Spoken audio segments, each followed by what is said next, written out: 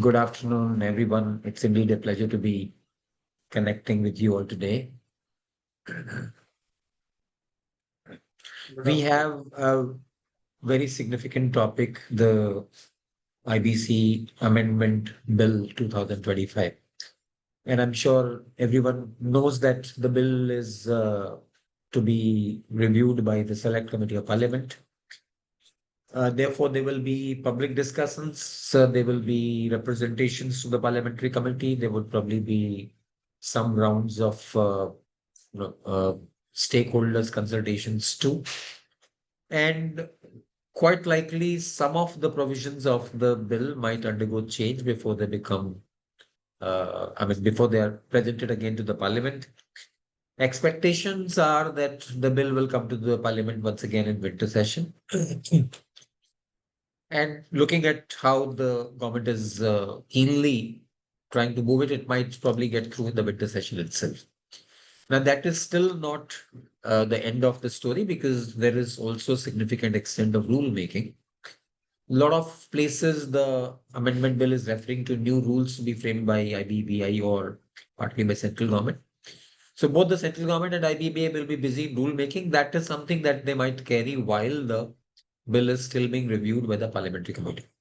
We would have seen in the past as well that IBBI is quite prompt in that exercise, and therefore by the time the provisions of the amended bill take final shape, I would place still something like January 2026, if not something like April 2026. So we're still talking about a few months before the amendments become a reality. But if one was to ask what's the extent of significance of the provisions of the amendment bill, I'm sure everyone would agree that the 63 pages of the amendment bill contain some very, very significant changes. Changes which I would say were long overdue. Many of the changes are trying to overcome jurisprudential developments, particularly court rulings, including rulings by the Supreme Court. These rulings relate to, I think, from the period 2021 onwards, right up to 2025. So it's 4 years of judicial pronouncement that the bill is trying to tackle. And in addition, it's also trying to build on experience gained over these years. So I would say last 5, 6 years of experience, including jurisprudential developments. To my understanding, even the procedural changes which were introduced in 2019, it's taken almost like 6 years to come to realize that some of the changes were actually not very well done or not very well implemented. And therefore, 6 years of backlog is what is contained in the 63 pages of amendments. That is indicating the mammoth task which is there in the bill. 6 years of experience, 6 years of jurisprudential developments. At the same time, it's like very, very important, much needed reform to a bill, to a enactment, which is crucial for the country's economy. I mean, I can't overemphasize the significance of IBC itself to corporate India, to the financial framework of the country. As I'm sure everyone would agree, and I completely understand that many of you here are very senior professionals. You would understand that the entire world was looking at substantial hope when the code was passed. We thought it would be a watershed. We thought it would completely change the way businesses are funded by lenders in the country. The risk of credit, the cost of credit will come down, risk of lending will come down. Businesses will learn to leverage themselves with seriousness that if you borrow money and default, you cannot continue still to enjoy your control over the business. In many senses, these objectives have been fructified. For example, there was a complete cultural shock, a cultural change in corporate India from the days of Sika, where things could be prolonged for years and years without any implications. Businesses have now come to learn that if I fail the trust of my lenders, I'll be out of the business and out of business permanently. I cannot even come back because once I get disqualified in terms of Section 29A, I'm permanently out. Neither can I acquire this business back. nor can I acquire any other business or similar assets under a IBC sale, even surface sale. Even for surface sale or investment in something like security receipts, a person disqualified under Section 29 is not eligible to participate. So it's a major disability to a person once he loses the faith of creditors. So that is a huge cultural change. In addition, well, it inculcated a new environment where lending became more smart, lenders became smarter, decision making became prompt. But unfortunately, what was missing, a very, very important stakeholder in the entire ecospace, in the entire ecosystem, is the judiciary, is the adjudicating body and the judiciary. There, I'm not sure why did we still fail, and we failed miserably because unlike the tight timelines in the law, which talked about 14 days, 1 month, 1 year, etc., matters could prolong in courts for, I'm referring to courts, I mean the benches also. Matters could prolong in benches for months and months and months with absolutely no seriousness at all. So that's exactly where one very, very significant part of the ecosystem, I think, failed the the demands of the bill, the demands of the court. The demands of the court was timeliness. The demand of the court was prompt action. Promptness was nowhere in, even now, promptness can never be seen, nowhere to be seen in the entire ecosystem of the adjudicating bodies or the courts. Since all of you are practitioners, I don't need to, I don't need to cite the stories of how many adjournments might have taken or how many months the matter might have been dragging in benches. That's a story which I don't need to reiterate because that's a story which is so very often repeated anyways. In addition to the delays, what also happened is that in the process of the bill, the code being taken to courts, including NCLAT, including High Courts and Supreme Court, there were various dents. I would dent, when I say dent, it's like completely denting the structure of the law. Very, very serious dents were made in the structure of the law itself, in the ends of the judiciary. There were rulings, for example, Rainbow Papers, Vidarbha.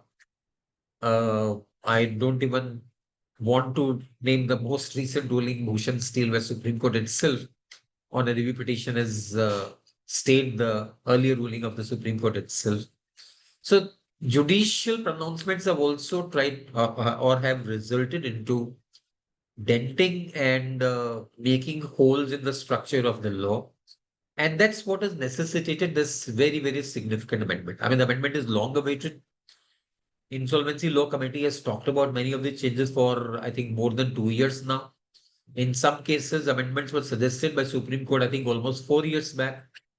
In some cases, procedural changes introduced by IBBA in 2019 are now coming for a relook. So it's been, like I said, a story of pile up of 6 years.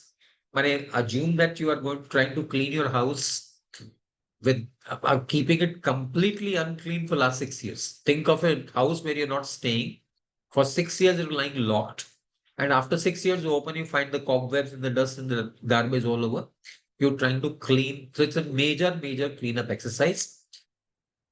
That's the significance of the amendment bill. Now, I have two more points to make before I get into the provisions of the bill. Number one, I'll be joined with my colleague Neha Malu, who would be also co-teaching a part of this course. I will also be sharing discussions with another senior colleague, Shikha Bansal, who is also here today.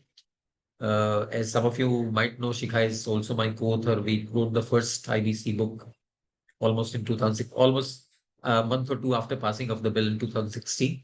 Shikha was my co-author, and Shikha has been quite articulate in terms of understanding and interpretation of the bill. So Shikha will also be participating in discussions where need arises. However, more significantly, I'll be looking for active participation from all of you. As I can see from the list of participants, there are very, very senior professionals, including some very early participants in the entire space. I can see names. I don't need to cite the names, but the names are quite evident that they are very senior professionals here. So therefore, I look forward to your participation as well to make it interactive and interesting. And that's how we go straight away. So we'll talk about I'll start with some highlights first. Highlights of amendments in CIRP, highlights of amendment in liquidation, and then move to voluntary liquidation, and then pick up some very significant changes. Some of the changes are so significant that if you properly appreciate their impact, whatever you might have done over the last 9 years, since 2016, whatever you might have done, you would probably be bound to rethink whether what you did was right or not. There's so significant changes. I'll come to some of the changes as I proceed. First, let me just give a quick wrap up of the changes in CRP.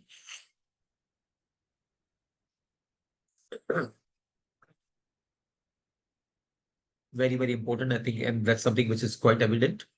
The ruling in Vidarbha that the adjudicating bodies may examine or go behind the occurrence of default and look at the causes or the reasons for default, that is no more the case. But that was one of the fundamental features of IBC. That's a fundamental feature which was very well thought of, very well discussed before the BLRC itself. In fact, that's discussed not just in India, but elsewhere in the world as well. There are primarily two reasons for insolvency. One is called failure to pay, and the other one is called inability to pay. Failure to pay versus inability. Failure meaning I've failed to pay. I might be able to pay, but I have not paid. I might have solvency, but I have not paid. If I'm not paid despite being solvent, I'm still insolvent, because if I have not paid, no matter what my abilities are, that it's the fact of non-payment itself is sufficient. We don't need to gauze into a peep into the reasons for default. The very fact of non-payment itself suffices. Therefore, FTP, failure to pay, suffices. Inability to pay is unimportant. This point was discussed long, substantially by the BLRC. That was one of the foundational features of the IBC itself. In Vidarbha, there was a sort of a tweak into that, that the AA may get into reasons for default. I mean, for example, a very, very solvent entity. For whatever reasons, let's say there's a technical lapse on the part of a entity and it defaults in payment of its debts. It's very solvent, very strong, completely full of money. Still, it's not paid. If it's not paid, well, it should suffer the consequences. If you've not paid, abilities don't matter. What matters is the fact of non-payment. So Vidarbha ruling has been taken care of. Once again, saying that failure to pay suffices. It's meant if default is proved, it would be mandatory for the AA to pass an order. It once again reiterates the 14 days theory that within 14 days the AA would pass an order. Well, if you want to laugh on that, then I'm with you. If you want to laugh at it, the 14 days is obviously laughable, because I think rarely does it so happen that you get an order in 14 days. But nevertheless, that 14 days story is repeated now with a rider that if the AA does not pass an order in 14 days, it will state the reasons for not passing out. So additional burden is that now the AA will write the reasons as well. Will it make the decision making prompter? I wouldn't know, because Supreme Court did earlier clarify that this is a directory timeline and not mandatory timeline. So it's once again directory, not mandatory, with a further direction. The directory comes with a direction that you will write the reason for not adhering to the direction. So there's a direction that you're given. If you don't adhere to direction, write the reason for not adhering to the direction. That's the next direction. So I'm not sure how does it help, but nevertheless, that's well, whether it adds to a another layer of seriousness, I wouldn't know. Well, experience only will show. But that's one amendment in CR. Next, resolution plan may provide for sale of non-core assets. As a part of resolution plan, a resolution applicant may itself come and say that I will sell off the following assets. Normally speaking, resolution applicants do sell assets. It's quite common for resolution applicants to sell. But resolution plan may talk about sale of non-core assets as a part of the plan itself. That the plan may provide for sale of non-core assets.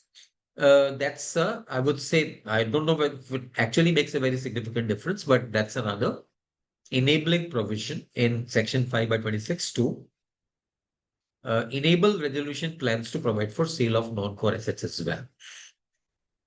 There is a tightening of the provisions for withdrawal of application, section 12A. Now, section 12A was introduced, I think, much after the bill itself, the code itself was enacted. I don't know whether you would agree or disagree on that, that 12A should be actually taken lot more liberally. Mane, initiation of IBC is not like a Brahmastra. माने ब्रह्मास्त्र जो हाथ से छूट गया तो वो किल करके आएगा. I don't think we need to take IBC as a brahmastra.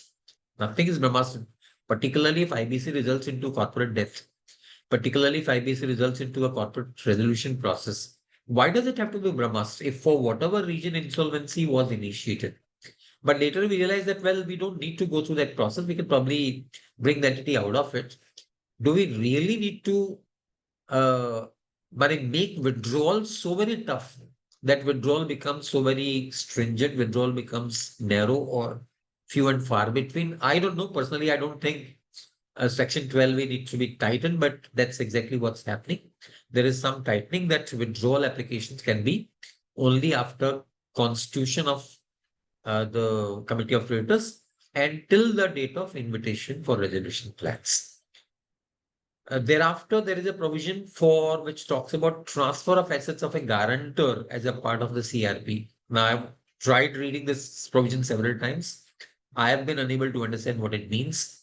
If I read the bill of the statement of the objects and regions for the bill, I try to get some sense out of it, but the language of the section is not giving that sense. But I'll explain what it actually tries to say. Separate approvals for the resolution plan and for distribution. It's quite often it's seen that distribution becomes elongated. Resolution plan may be approved first and distribution may be taken up next. So it's possible to give a two-stage approval, one for resolution plan and other for distribution. This was proposed by ILC quite some time back.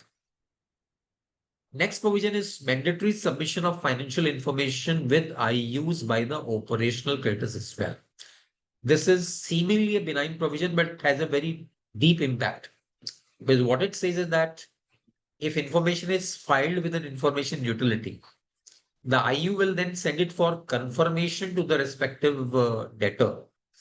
And the debtor does not respond, then the claim will be taken as having been affirmed. This is very, very significant because if you suddenly get a mail from IU that somebody has shown a claim against you of this much amount and you tend to ignore it, they tamam tarah ka spam mail aata rehta hai, you just sit over it, then that information filed by the so-called claimant will be taken as confirmed against you. That's a very significant provision. We'll talk about it when we talk about the provisions relating to IUs. The so-called clean slate principle that past liabilities will not hover over you, will not continue to, prolong beyond CRP. This principle is already there in section 31, 32, etc. But there's another amendment which is now coming, and to our understanding, it's coming because of the ruling of Supreme Court in Gujarat Urja. This ruling relates to a principle of insolvency called anti-deprivation. Anti-deprivation provision actually means what? That insolvency cannot be the reason to deprive insolvent of the insolvent's rights. Because insolvency has been triggered. Try understand. Insolvency gets triggered. And I'm sure you understand that if you read contracts, if you read any contract for that matter, this is a very significant point, and therefore I think everyone needs to attend to it and understand it. If you read any contract, think of reading any agreement, any contract that you might have gone through, you will find there is a event of default clause. An agreement will probably have an events of default clause. And in the events of default, you'll necessarily find an event called initiation of insolvency. Initiation of insolvency is an event of default. And normally the consequence of the event of default is what?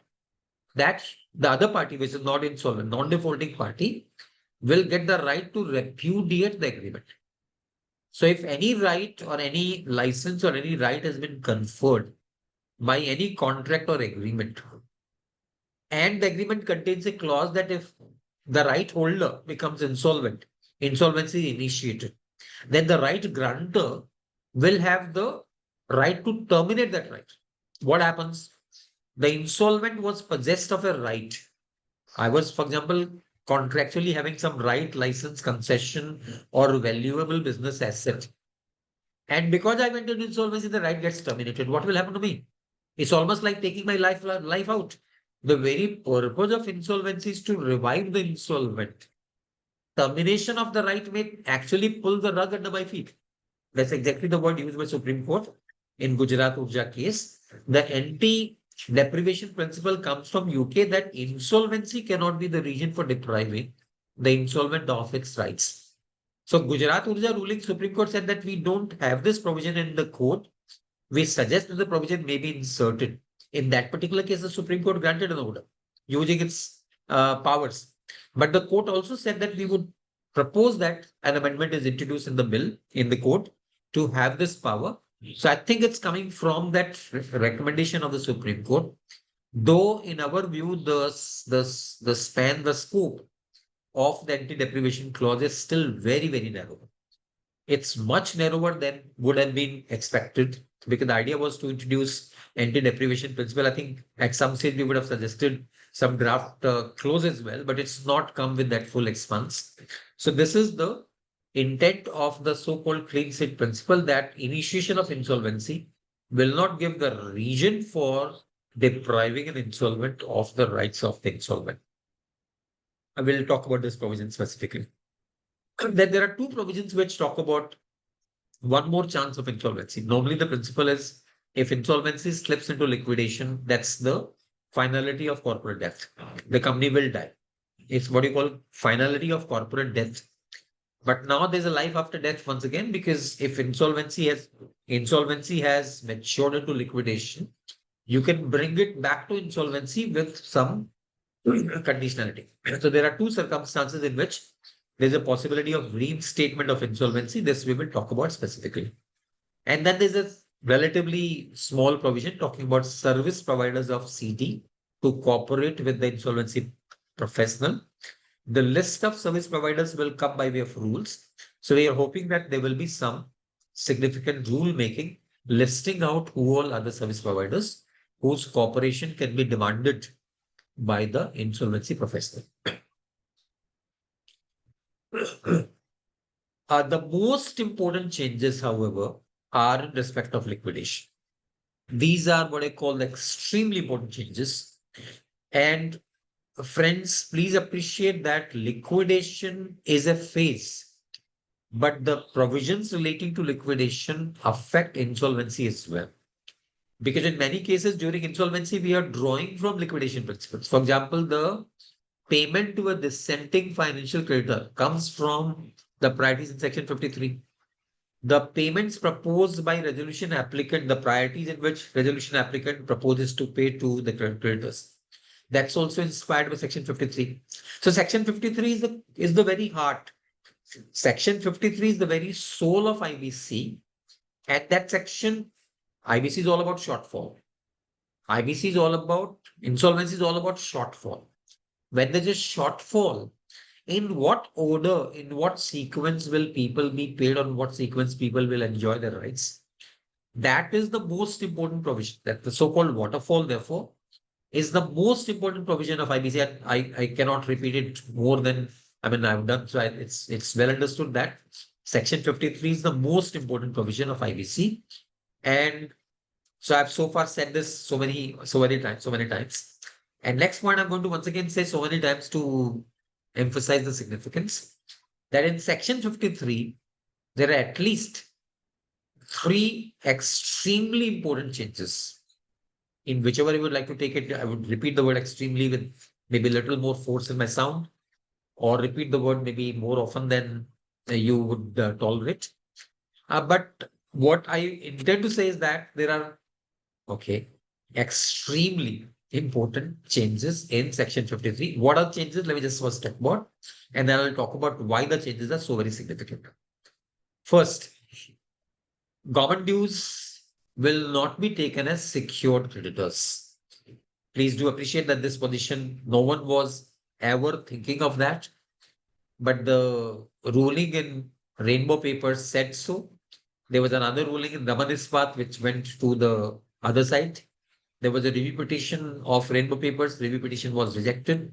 So Rainbow Paper versus Raman Ispat remain two conflicting rulings. Rainbow Paper says that if by statute also The government dues acquire the status of a secured creditor. Government dues are also secured creditors. And remember, every state law of every state government, every sales tax law, VAT law, or GST law of every state government says the same thing, that my dues are having first charge over the assets. So there's a provision. It's very easy for a government to create this provision. Every government will go into lawmaking and create a provision that my dues have a first charge on the assets. If a government could acquire first charge by merely lawmaking, why would the government not do it? I mean, the very meaning of IBC goes away. There are creditors who are lending on the assets. They are assuming that they are having first charge. The government comes and says, my dues will override your charge. I will be number one, you will be pushed to number two. Every government will do that. So Rainbow Papers left that discretion open to the governments. That's now, I mean, happily clarified to say that secured creditors will mean security interest will be is defined to mean security interest contractually created. Statutory charge, therefore, is not a security interest at all. If the charge is created by statute, that's not a charge at all. In other words, it's only contractual charges which will be recognized as security interest and not the so-called statutory charges, restoring the position that government dues will still be ranking at number 5 in the IBC waterfall and will not acquire parity with the claims of secured creditors. Therefore, the dilemma of Rainbow Papers is taken care of. That's the first very important change. I talked about 3 extremely important changes. I've talked about one. I talked about the other one, which is, I mean, okay, relatively, I would still say it's not as heavy as the third one. So hold on your breath for the third one. Second one, inter-se priorities among creditors will be respected. Now, a lot of people actually had a doubt on that. What is the meaning of inter-se priorities? Think of the world of credit when we give a loan. We'll say my loan has a first charge over the assets. Somebody else comes and says my loan is second charge over the assets. A third person comes and says my loan has a subservient charge. First charge, second charge, subservient charge. There were doubts to the effect that, and there was a provision in IBC to say that if there is anything in the contract which is disturbing the priorities given in the law, such provision will be rejected. A provision in the contract which is disturbing the statutory priorities, such provision will be rejected. A lot of people thought, अरे ये तो disturb कर रहा है sir. First charge, second charge के law में बात ही नहीं है. Law बोल रहा है all secured creditors are at par. Everyone who's relinquished security interest is at par. So where is the question of first charge, second charge? A second charge holder relinquishes charge, he becomes the first charge holder. This was a confusion. A lot of people had this doubt. There was a ruling of Supreme Court under the winding up provisions, 56 Act provisions, in the case of ICCA versus Sidco Leathers. Post the IBC, some rulings went to affirm Sidco Leathers. Some rulings went, nahi aisa nahi hai. And therefore, there was a dilemma on what happens to contractual priorities. Do contractual priorities sustain or do they lose their meaning under the court? In fact, I would say still there is a contractual difference. There are some debts which are actually even after unsecured creditors. I'll talk about that in a minute from now. But so the question is, does IBC mean to completely disregard and destroy contractual priorities? Or IBC intends to preserve contractual priorities? If contractual priorities are disrupting, for example, let's say some secured creditor comes and says that I'm giving a loan and my loan will override the claims of workmen. My claim will be superior to workman's claim. That is surely not tolerable because you're trying to disrupt the priority, the theme of the law, the scheme of the theme of the law. You're trying to disrupt the priorities itself. That cannot be tolerated. So such a contractual provision will be illegal, will be void. But if somebody says that I am among the secured creditors, I am number one. Among the secured creditors, you are number two. And among secured creditors, there is somebody who is number three. That's within the category of secured creditors. We can have number one, number two, number three. Where's the problem? We are not disputing or disrupting the priorities. We are fixing our inter se sequence. That cannot be objected to because that's now restored in the bill is now saying that inter se priorities, so long you're not changing the rank, you're not changing the waterfall itself. It's still fine because you can continue to have the priorities as per contract. There is one priority which is still missed. That's very important. There's a instrument called subordinated debt. Subordinated debt is actually what? It's a financial claim, but it is subordinated to the claims of unsecured creditors. Therefore, it's after number 6. It's actually number 7. A subordinated claim is actually number 7 in the waterfall. So there we are creating a new item in the waterfall, which is number 7. There's no mention of subordinated claims in the list of priorities, but that is still mostly sub debt is issued only by financial sector entities. When it comes to financial sector entities, though it's the same code which is applicable, but well, the insolvency applications are mostly moved by the RBI. And mostly the RBI wouldn't want entities to get into insolvency. RBI tries to resolve them outside of insolvency. So as of now, let's keep that aside for discussion. But subordinated debt is actually one example where it's a financial debt though, but it's supposedly to rank after the claims of unsecured, that's even operational credits. Anyway, I'll park that for discussion. I was talking about three, repeating the word extremely important, and I'm coming to the most important change in section 53. In fact, I would say that's almost like the most important change in the entire code. It's not that this is a bolt from the, it's not a bolt from the blue. It was talked about. It was talked about by ILC as well. And I don't know whether you find the statement to be, I mean,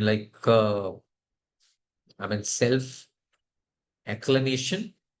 But we were the ones who made this point. I think we, meaning myself and my colleague Shikha, we made this point long time back. We wrote an article in IBC's annual publication where we propose that as for secured creditors, there is something wrong in the bill because you're looking at the amount of claim. You're not looking at amount of security interest. Whereas what matters is not the amount of claim. What matters is the amount of security interest. Now, let me just try explaining what this point means. Let's suppose there are two secured creditors. One has a claim of rupees 10 crores and the claim is secured by, let's say, a mortgage over a building. The building is worth, for example, 15 crores.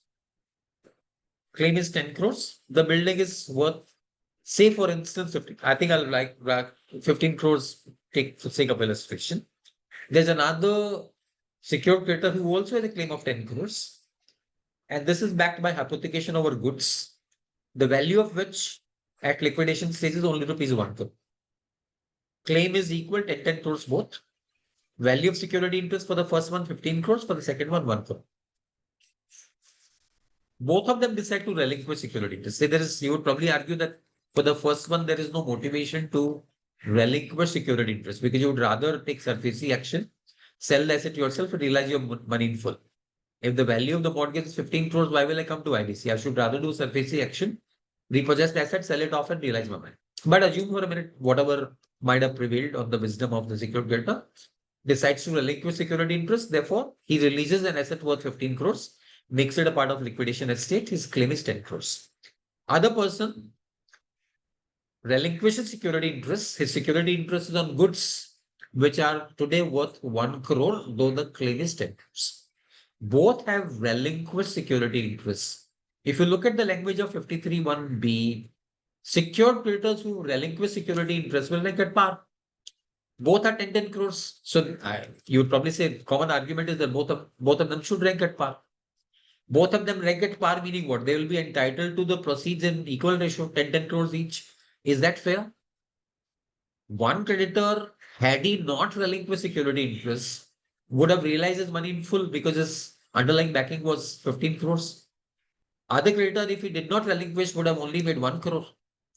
So can you be better off in 53(1)(b) than you are under section 52? The principle is that common kitty में जितना पैसा डालेंगे उतना ही निकालेंगे ना. आपने कितना value डाला? एक आदमी ने 15 करोड़ डाला, दूसरा आदमी ने 1 करोड़ डाला, तो निकालने के टाइम में क्या दोनों 10-10 करोड़ निकाल लेंगे? This is completely unfair. This point, like I mentioned, we had made it long time back. I think Shika would probably recall. I think it must have been about 2012 or 2011 publication. I think maybe the first or second publication of IBBI. Shika, if you have a recollection. Yes, sir, 2021 around, I recall. Okay. And thereafter, this point was repeated in one of the ILC reports as well.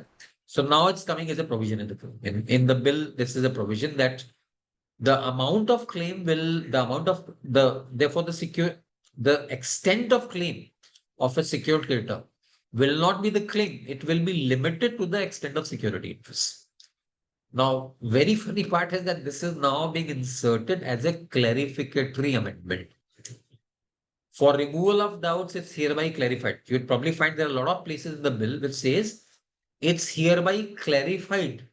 There is an amendment which is proposed to which starts with the language.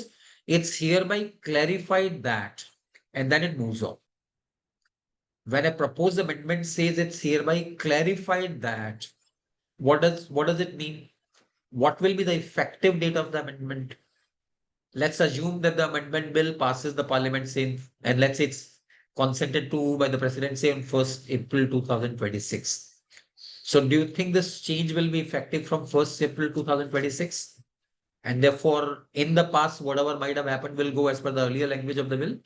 No, Or it will earlier not. language It of the will bill? be from the first inception. It will be from the inception, but it creates a much bigger confusion because what happens if What is that? to all the All the distributions distributions done that are already. already made? True. Now are you supposed to Good pull to see. back? Mr. Shantanu, you are making the point that you're almost, in fact, you are exactly on the point that I was going to say. But thank you very much for Okay. saying that. And Let me just come to them. yeah. Secondly, my observation was if you're talking about a value of a security, now let's say during the CIRP, a particular value is given to security A, security B, different value, the same logic that you are giving.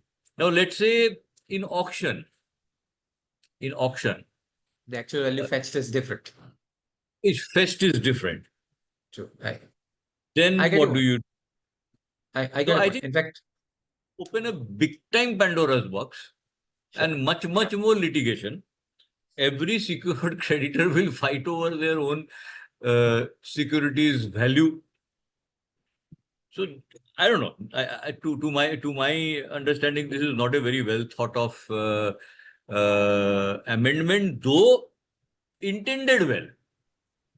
Let me Intended comment well. on each of these points. Yeah. Thank you, Mr. Thank you for pointing this out. Let me just comment on each one of these. So the first point, as Mr. Shantanu was mentioning, is that when the language of the law says it's hereby clarified that, we say that's a clarificatory amendment.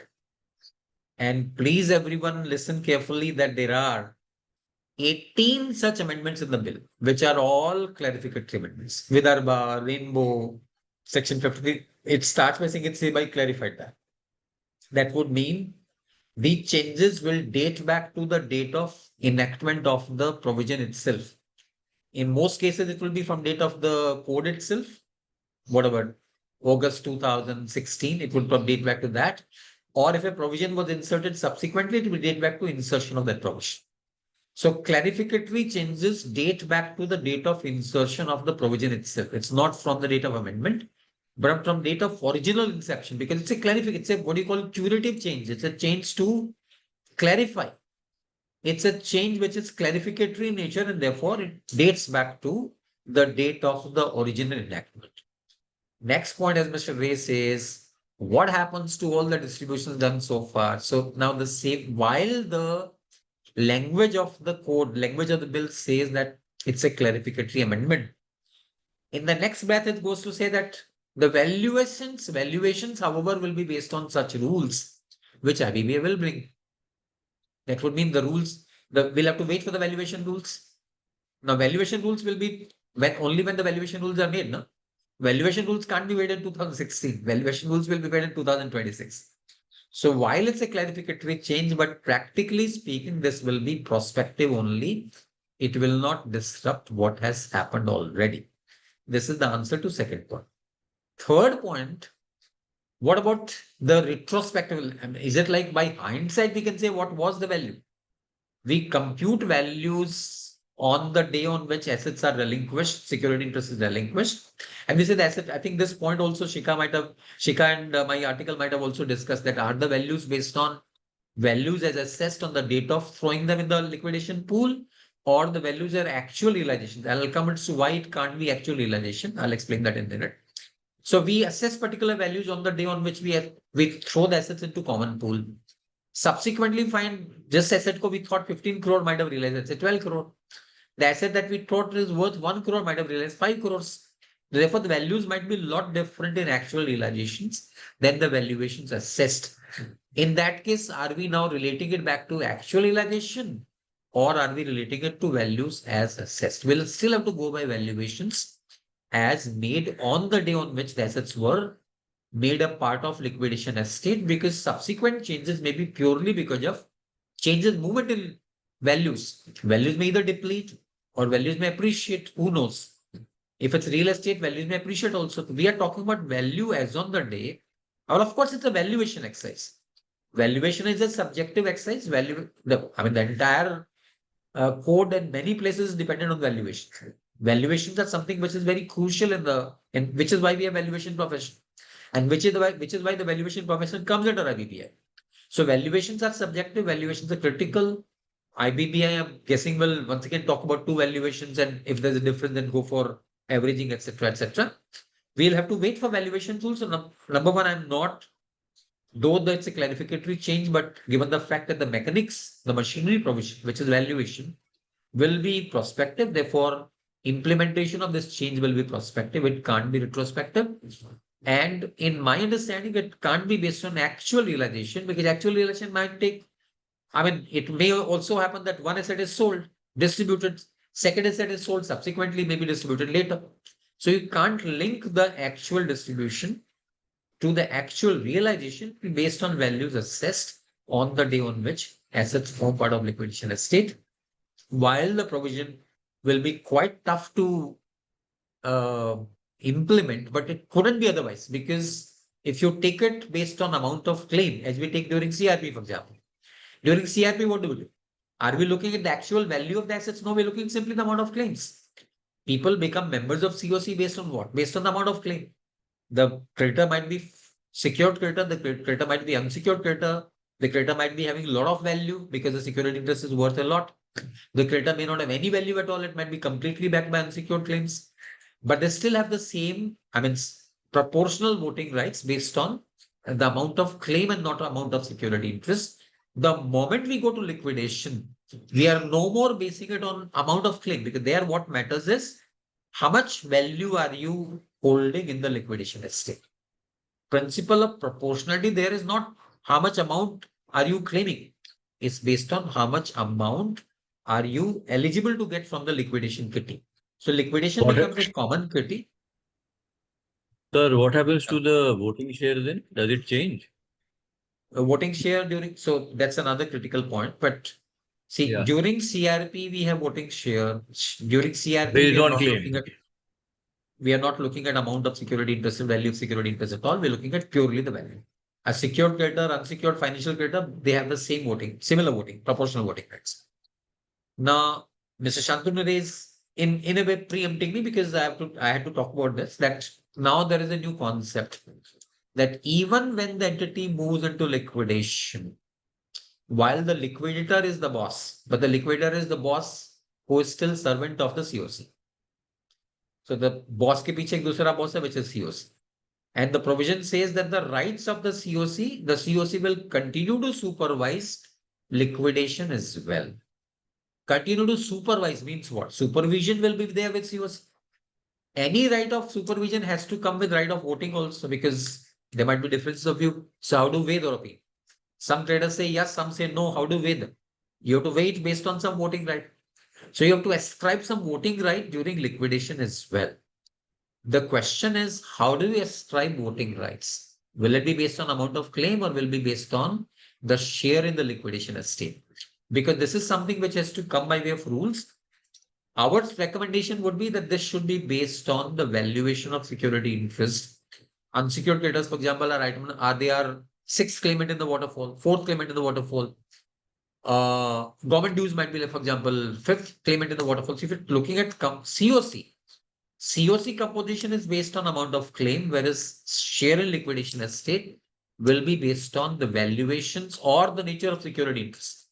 For example, security interest the claim may be unsecured, in which case you're coming in fourth priority in the waterfall. So you have to base the voting rights based on priorities, not merely based on the amount of claim. However, this is something for which we still need to wait because the rules will have to be redrawn. As of now, they have the so-called monitoring committee, which now goes away because now the COC will continue to supervise liquidations as well. So I talked about three very significant changes in Section 53. Number one, rainbow papers is taken care of. Number two, inter se priorities will prevail. And number three, partly secured creditor, that's a new concept, meaning value of underlying security interest will decide how much claim do you have in terms of Section 53(1)(b). There are two very important concepts, group insolvency and cross-border, which my colleague Neha and Shika will talk about later. Now, we just talked about one principle that the liquidator will work under supervision of the COC. I'll have to talk about another very important change, which is that earlier the provision was that unless the COC decides if the COC does not decide to bring a new liquidator in place of the existing RP, then the RP becomes the liquidator. We are ensuring continuity. If the COC wants to change, the COC may change. If the COC is indecisive, then the RP will become the liquidator. This provision now goes for a change. It says, if the COC is indecisive, then the indecision will go all the way. The indecision of COC will travel all the way because if COC is indecisive, then AA will write to IBBI. IBBI will suggest a insolvency professional after taking the concurrence of the IP, and that IP will then be appointed as the liquidator by the AA. Now try understanding what it actually means is that COC is indecisive. Matter goes to AA. AA takes its own time. Reference is made to IBBI. IBBI might be acting prompt. So maybe IBBI comes back with the name of the suggested IP to act as liquidator soon enough, and the AA then appoints that person as liquidator. Please stay understanding that between CRP and liquidation, number one, a lot of time will be lost. The company will be acting as the company will be almost headless for quite some time. Another downside, which is very important, is that the new professional who comes in will still take the same learning time which the earlier RP took. It takes quite some time to learn a business. You're walking into a live corporate entity which is quite complicated. Its business model, its structure, its values, its value chain may all be difficult. So it might take quite some time for the liquidator to try and understand that value chain. And by the time you try understanding the value chain, your period of 1 year, which is now getting actually contracted, it's getting reduced now, is just about to be over. So I'm not sure why this discontinuity at all was needed. I don't know actually why was this needed. What was the problem in the earlier state of things where if the COC wanted, they could have changed. If they did not change, that would mean they are in favor of continuity. But that's unfortunately going for a change. I will not talk about some other provisions which are less significant. They'll also be taken at length by my colleagues. Another very important change, but I think once again quite difficult to implement, is that claims will not be filed afresh on liquidation. The process of filing claims during liquidation, the provisions about filing of claims during liquidation on commencement of liquidation, all the provisions have been done away with. Those provisions are proposed to be deleted. That would mean there'll be no claim during liquidation at all. This was discussed at some ILC reports or IBBA reports earlier to say that there's a lot of time being taken in taking fresh claims. We can do away with the process. We can take the earlier CRP claims as the claim. Now we're missing very important point. In fact, it's so practical and so visible on the face of it. I'm not sure how could somebody miss it. When we file a claim during CRP, the claim is as on the commencement of CRP. When we file a claim in liquidation, it's as on the liquidation commencement date. How can the claim filed at the time of CRP be taken as the claim at commencement of liquidation? There might be huge differences. There may be differences because A, there might be new claims coming between CRP commencement and liquidation commencement. It's not that the business is not working. The business is working during CRP as well. There might be new claims. Number two, the amounts of claims might change. And number three, like I mentioned, during CRP versus liquidation, the most significant change is the stress on underlying security. The distinction between secured versus unsecured, which is completely irrelevant in CRP, that becomes critical in liquidation. In liquidation, the entire difference is, are you secured, are you unsecured? That difference doesn't matter at all during CRP. So three important reasons as to why claims may still be needed during liquidation. Number one, the new claims, either the claims which have discontinued, they've been settled, or new claims which have arisen during CRP versus liquidation. Number two, the changes in amounts of claims. And number three, the movements in underlying security interests, which matter a lot, particularly with the changes that we just discussed. Sir, one more thing I Uh, wanted to ask, if I may. See, this whole thing that was there, that the liquidator was supposed to adjudicate the claim. That so the liquidator could partly admit, modify, reject with reason. Now that seems to have been done away with. Now coming to this whole security interest matter. Now during liquidation, as you rightly said, the security interest will be paramount. So without adjudication, how will this be done? Means the liquidator will have to, the responsibility on the liquidator to verify if the claim was much larger than that of the RP as per the original scheme of things. So what True. is your thing? Are Very they true. entirely doing it away? No, this sections have been dropped or proposed to be dropped. The sections are proposed to be dropped altogether. Therefore, there's no scope at all for filing of claims during liquidation. How do we tackle this? Maybe by way of rules, I wouldn't know. As it stands, those sections which relate to filing of claims and the condonation of delay in filing of claims during liquidation are all proposed to be deleted. Not only this, Mr. Shantanu, there's another very, Shikal just come to you. There's another very important point which I think I'm not sure why people are missing that. Many claims come months and months and actually years after commencement of liquidation. That's true, I'm sir. sure you must have faced it. Tax claims, I for am. example. Yes, yes. State government somewhere in Karnataka wakes up after 4 years. Oh, sir, I had a claim. Some PF commissioner wakes up after 5 years and sir, I had a claim. Those claims are coming after years. Liquidation commenced 5 years back, might mean some cases dissolution orders have been passed. Still claims come.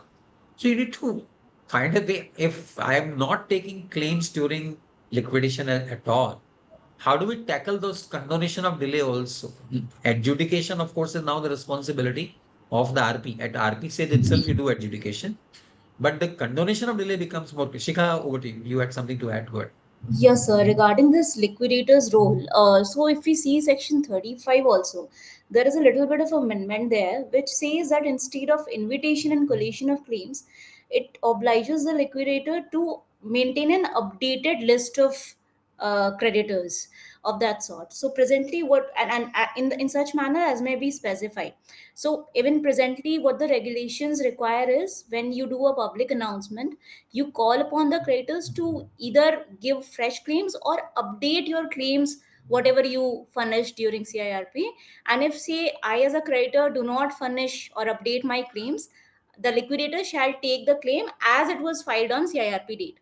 So probably the regulations will provide on similar lines, maybe. But then if it Uh, says that the creditors may either update the claim or may file a fresh claim, that's the same process, huh? Yeah, so, exactly. so now let's look at it this way, Shikha ji. Ki supposing in liquidation, we were actually, as liquidators, I think all of us, whoever have acted, are actually issuing a certificate, claim admission certificate, which exactly told the claimant as to where under the waterfall mechanism does their claim lie, right? So it is, if it is secured, you give it as a secured. If it is unsecured, and so forth. There was list of stakeholders which we would file before the adjudicating Right, authority. Yeah. right. We would also issue a claim admission certificate, right? Now, if they are totally dispensing of that, are they going to put that in the CIRP? Because during the CIRP, you have only all of 14 days to collate the claims. And if you were to really actually examine whether the security interest, to what extent the security interest and all these things are there, then the CIRP process itself may go for a toss, no? If you're putting the adjudication, but somewhere it has to be adjudicated, right? Somebody has to, otherwise there'll be continuous Mostly dispute. they will adjust it through the regulations, because that the amendment in section 35 again refers to as may be specified. So we have seen how IBBI has been expanding the scope of the code. So in this case also we might expect, although I'm not sure, but the answer to your I question mean, will in either. in the in the in the form of rules, exactly the same process will probably Yes, come correct, back. correct, It can't be done away with. Actually, it can't be done away with. So correct. I'm not sure. I'm not sure what was the rationale. If somebody takes the view that that process of filing claim is the one responsible for all the delays, that's like missing the point big time. All the True. delays, I think delays in insolvency, admission or liquidation processes are not because of filing or refiling of claims. It's because of the point that I discussed earlier. Bhupender, you want to say something? Sir, I just want to know about continuation of RP as liquidator. Like in amendment bill, there is one clause that if resolution plan is submitted by the RP is rejected, he will not be continued as a liquidator. So the cases where resolution plan is not received, so there is no question of rejection. In that case, will it be continued as liquidator, or it will be changed by AA? Because one letter is Bhupenderji, sent by IBBI to the double A, and right now AA is not the point continuing RP as liquidator. Bhupenderji, my reading is that if the COC wanted to continue the appointment of the existing RP as the liquidator, the COC may decide that way. If the COC is indecisive, then this process of AA referring to IBBA, IBBA referring back to AA, that process will follow. That would mean quite likely the existing RP may not be the liquidator. That's my reading. Or But maybe the RP can actually get a affirmative support from the COC if the COC is If yes, then happy with yes, then yes. RP's work, let's say, and for whatever reason the resolution plan is rejected by the COC itself, then COC may still say that we want this same guy to continue. I think that is also there. So this That's IBBI correct. letter, that letter which they sent will get nullified, I think. That would if the COC wants to favor me and see me as the liquidator during liquidation Yeah. process, the COC is the boss. They can decide to continue. If the so COC basically, is one not decisive, but if COC doesn't decide either, which is right. what mostly the case would be. See, the unfortunate bit is COCs are indecisive. COCs don't decide. When democracy plays there, they don't decide. So if COCs don't decide in that case, existing law is that the RP will continue as the liquidator. That will not be the scene in future. I believe my colleague Shikha also wants to add something. Shikha, you can continue. Yes, sir. I think Bhupender sir is talking about the mandate where it says that in case the resolution plan is rejected under section 30 oblique 2, then the For resolution that would mean for not complying with the Yes, requirements. correct. For the yes. In That's that a conditions of case, resolution plan, then necessarily this RP should not continue as वो liquid, तो that's which a is thing quite like fair. yeah, Correct. that's a I mean sort of let's say the our resolution plan was defective. Correct. yes, There right. the RP will anyway lose its piece. Correct. That is Sure. fair enough. That is fair enough. Okay. Correct. Sure. Sure. Thank you. Thank you. So right. So these were some of the I mean major points I wanted to make. But let me just talk about at least one more significant change, and then I move to my colleague Neha and Shika to take it forward. Voluntary liquidation, there are some, I mean, not extremely important. I think everyone knows that the time for liquidation has now been reduced from 1 year to 6 months. My Reality may be, question was that, sir. My question was that in this part, though they have empowered the COC to, supervise this thing, they have not empowered the COC to request for a extension before the adjudicating authority. Rather, advise the liquidator to file. Now, typically in cases, the kind of cases I am handling where assets are attached by ED, it takes years to get the asset released from ED in the first place. So I don't know how they can simply say dissolve the company. Dissolve the company and do what with What do the you do with assets? assets? What do you do with What assets? do you Well, do with the assets? some assets are quite sticky. For example, let's say deduction of tax at source, which is pending refund. Now, Not these only that, assets sir, take. even hard assets Sir, with ED, I'm I handling see. ED cases. I'm handling ED cases only, and True. it took 1 year after the liquidation commencement date for ED. We had to go to PMLA court, get an order from PMLA court, and then very gradually they are releasing. Got Now, it. what do I do? No, I understand. I mean, the reality. So contracting the time to be taken in liquidation from 1 year to 6 months. What service does it do? We are all aware that in most, in fact, I think 70-80% of liquidations are extending to several years. There are liquidations which are going for 6 years, 5 years, 4 years, and so on. So this It won't, no, sir, unrealistic, if there are assets like that, what to do? If there are not just assets like assets. that, what to do? There are two main reasons for delays in liquidation process. Number one, sticky assets, like the example that you gave. Other big reason is litigation. Absolutely. Absolutely. It's The the most PUFE. important reason. PUFE. I have completed so many liquidations. I'm only fighting the PUFE. So that's not PUFE apart, because PUFE you can actually go for dissolution even though PUFE is pending. That's once again not a problem. But But the what bigger happens, issue, sir? It says that the COC has to decide what true, to do with the PUFE. You know, true, yeah, it doesn't say that AA must assign the PUFE to the COC or the creditor. So got got a point. if you call for a SCC and say, please decide, they don't decide. What do? Not just PUFE, which is initiated by the RP of the liquidator, but it's even the litigation. For example, workman will have some litigation, some tax Yes, authority yes. will have some litigation. There'll be some pending litigation which takes years to settle. So how do you conclude litigation while liquid litigation is still pending? That's the primary reason. I mean, like I mentioned at the beginning of my talk, the primary reason for the entire insolvency space failing its major objective is not because professionals are not acting in as expected. It's because one very important function in the entire ecosystem, which is the adjudicating body. That's where the delays are happening. Now, why the delays are happening, I think one can discuss that on and on. But I think somewhere we need to handle that, because if that is not handled, no amount of contracting of times from 1 year to 6 months would ever be of any use. Similarly, when it comes to voluntary liquidation, time is reduced to 1 year. Now, there is no provision for extension. Here again, as Mr. Shantanu Ray says, mostly in voluntary liquidation, we don't have something like PUFE. Mostly what you'll have is some pending refund, some pending asset, some amount which is pending to be recovered from some government department, which takes long enough. Otherwise, we don't have issue in selling assets fast enough. Okay, before I pass over the proceedings to my colleague Neha and Chika, one quick point which is quite significant is that now there is an insertion of a penalty provision. So far in IBC, we had fines and imprisonments. Now, I'm sure all of you would agree that IBBI has not been so very aggressive in prosecutions. To my understanding, in Calcutta, for example, there are 5 or 6 prosecutions going on. I think ever since the law was passed in 2016, they picked up some 5 or 6 cases for prosecutions being filed in magistrate courts.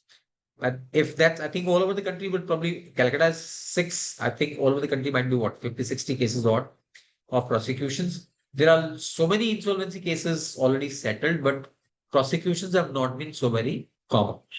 So prosecution is a long trail. Prosecution means go to magistrate court, the civil criminal procedure code comes in, slow process of courts once again. Instead, now they have empowered the AAs to impose penalty for infraction of any provision of law or the regulations. When rules or in infraction or violation of the code or any of the rules or any of the regulations. And quite often, courts have gone to the extent of saying that if there's a circular or clarification by, say, IBBA, which is pursuant to a rule or regulation, that also becomes a part of the regulation. So any of the breaches of the code or rules or regulations, there might be a penalty imposed, and the amount of penalty may range to thrice the amount involved. So you use scope for imposition of penalties. The good thing about penalties is that you don't need to go to courts. They may be settled in so-called adjudication mechanism without getting into imprisonment or without getting into prosecutions at criminal courts. So that's a new provision that there might be penalties instead of or in addition to fines or imprisonment. So these were some of the very significant changes. At this stage, I'll invite my colleague Neha and Shikha in whatever sequence they feel appropriate to take the proceedings forward. I'll be there. I'll stay muted, but will be happy to interact with you all. I must also quickly ask all participants if they have any questions so far before we proceed further. Does anybody have any questions apart from whatever discussions we have had? If not, Neha, you. Yes, so should I share my screen? Right.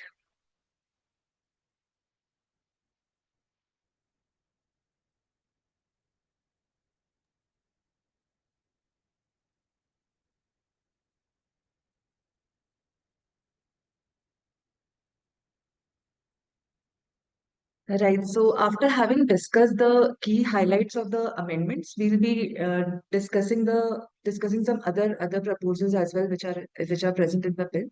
So starting off with the CIRP proposals first, and thereafter we'll move to liquidation, voluntary liquidation, and a newly inserted process called creditor-initiated insolvency resolution process, the CRIRP process, and thereafter the ancillary proposals. So CIRP proposals, the highlights in the liquidation, Vinod sir have already dealt.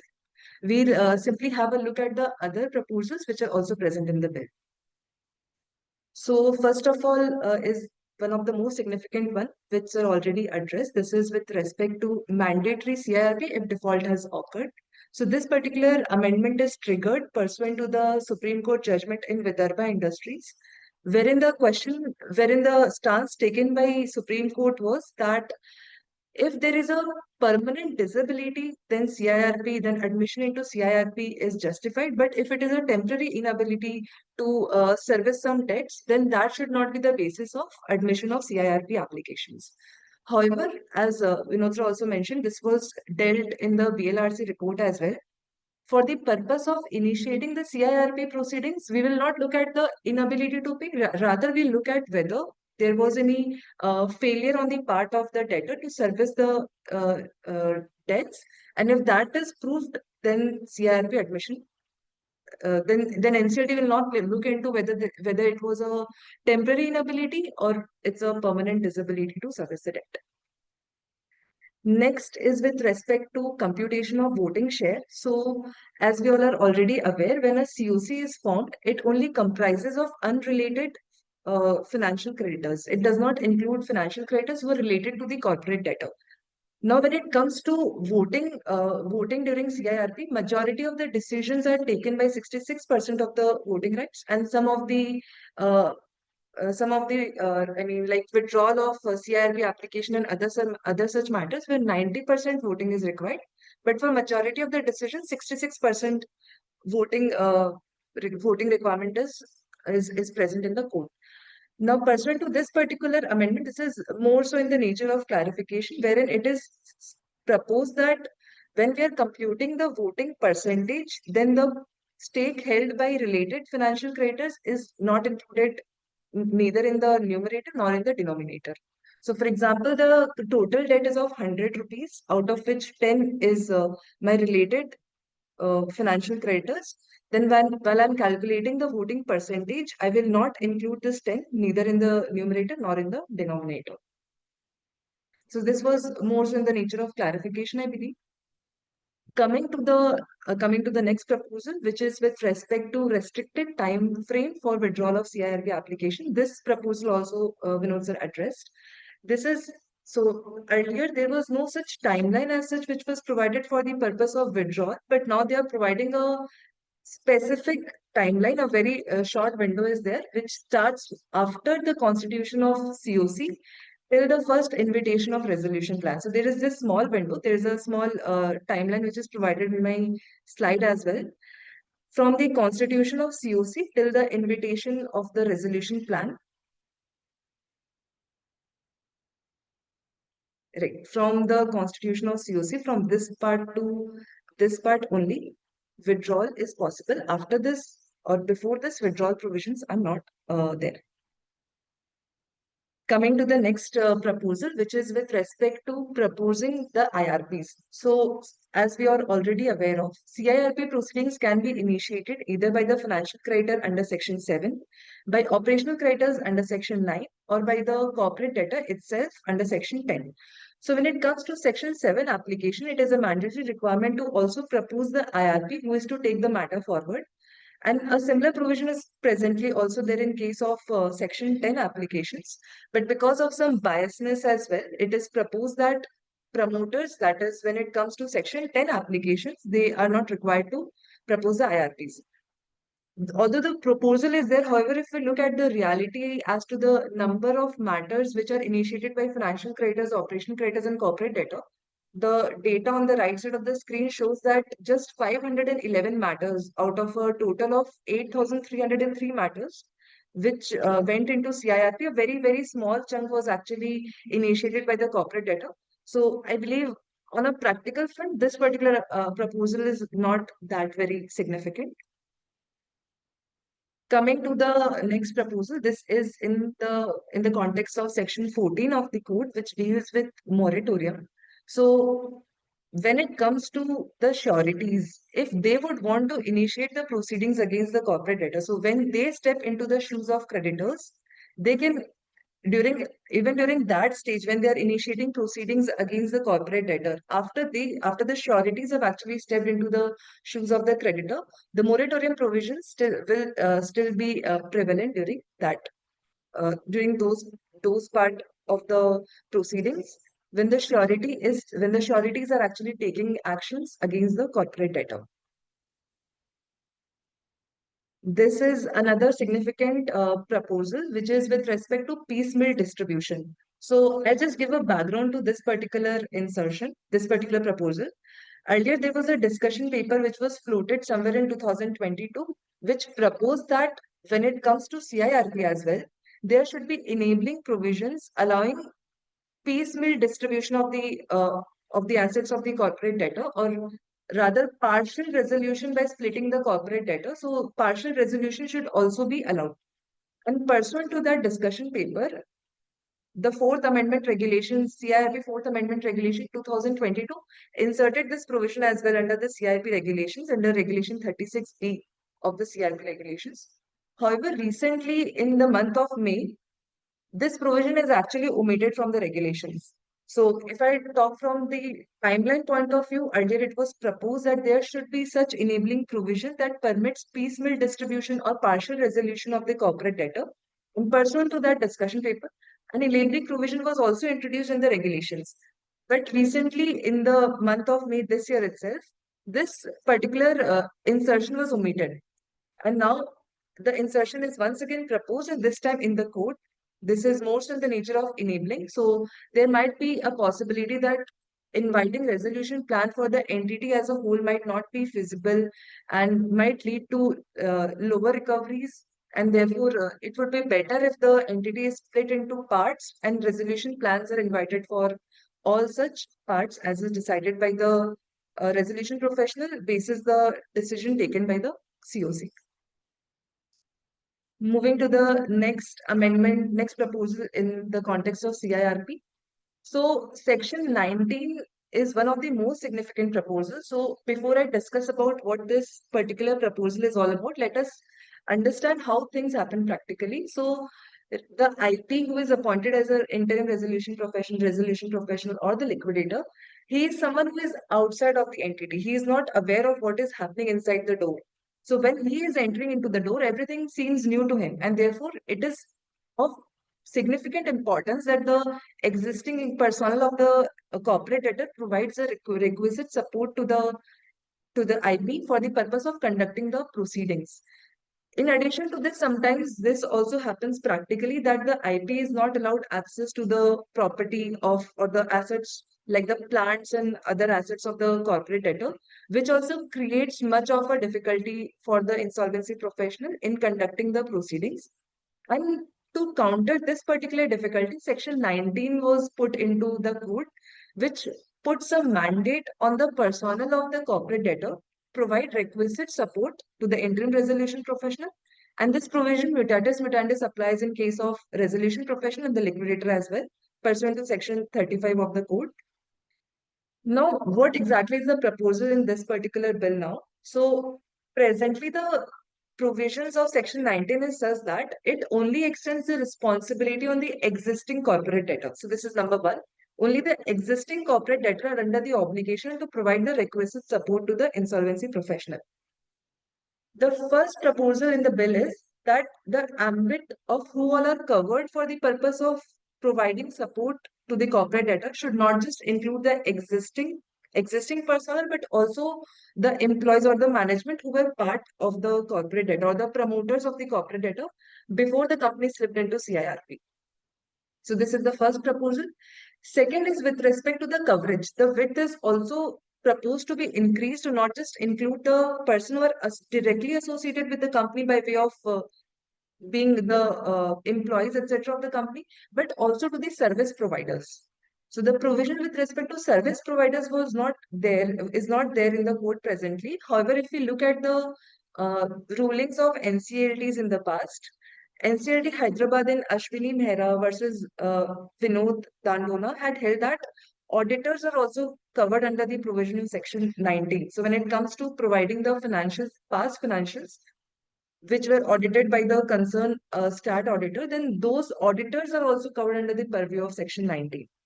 In addition to this, NCLT Kolkata in one of the matters clarified that third-party service providers are also covered under the ambit of Section 19. So it is not just limited to the personnel of the corporate debtor, but also to the third parties, including the auditors and service providers, who also comes within the purview of Section 19. So till now, the stance is only because of the rulings of NCLTs in past. However, to explicitly put it in the code, the proposal in relation to Section 19 are twofold. First is the width of Section 19 is expanded to also include service providers and third party who are not directly associated with the corporate debtor, or rather working in the umbrella of corporate debtor, but also the third party service provider. Second is that it will not just include the present associations, but also the past associations, like the past promoters, past personnel of the corporate debtor, who have the requisite information which is required by the insolvency professional for the purpose of conducting the proceedings, are also covered under the purview of Section 19.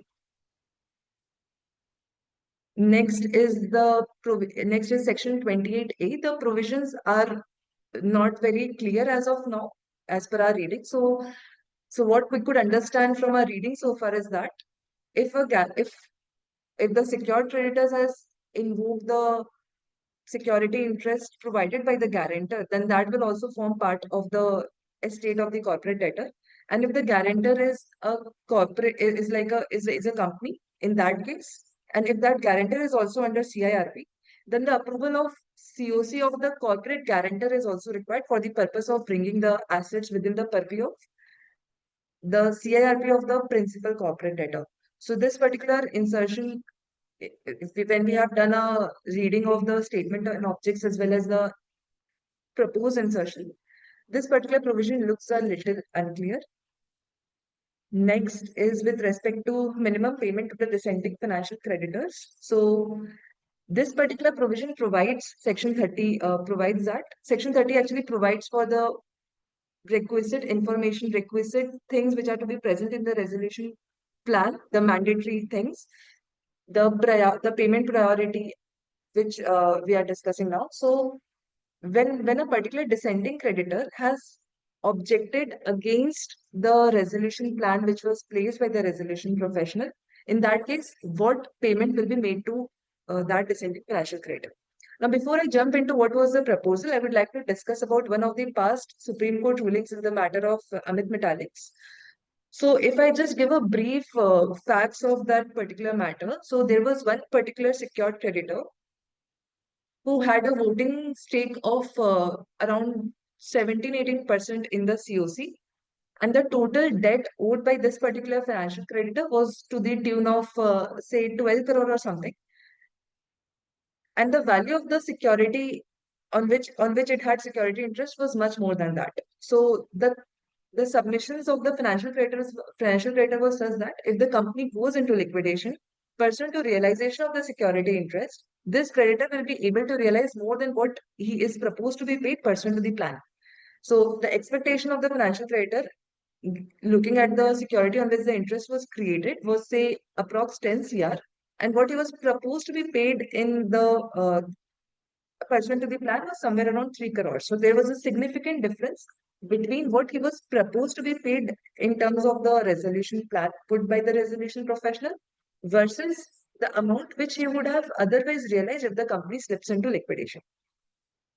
However, given that the objective of IBC is not realization but resolution, and accordingly, the stance taken by the litigating financial creditor was denied by the Supreme Court, and ultimately the plan which was originally put by the resolution professional was approved.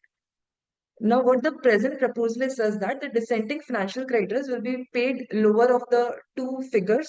First is the liquidation value, and second is the section 53. If the payment is made as per section 53 priority, then whichever is the lower amount, that will be paid to the dissenting financial creditor. So sometime back, as Vinod sir was also mentioning, section 53 is the heart of IBC, the stance of which applies not just during liquidation but also into CIRP. So when it comes to making payment to the dissenting financial creditors, the resolution plan is required to provide for such minimum amount which the dissenting financial creditor would otherwise get if the company goes into liquidation, or as per the section, as lower of the two figures. One is what he would have got if the company goes into liquidation, and second is the payment as per the waterfall priority under section 53. One question, Yes, if I sir. may.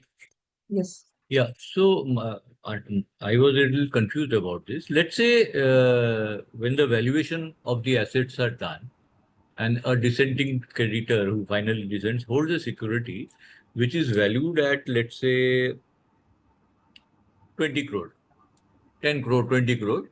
His debt is higher, something like that, but his valuation is 20 crore. Or now in the resolution plan, he is only offered, say, 15 crore or 12 crore, right? Now in Amit Metallics, they said he cannot short charge the whole, torpedo the whole process. Now, in this amendment, in your understanding, what does it say? He is supposed to be paid the minimum as per the valuation report, or the lender, the plan can still propose something lower than that? I'm a little confused because Amit Metallic says it can. Are they upholding Amit Metallics, or they're upholding the original this thing that he should get minimum liquidation value of that particular asset? So, sir, there are two particular limits or two particular figures that we have to look at when it comes to payment to the dissenting financial creditors.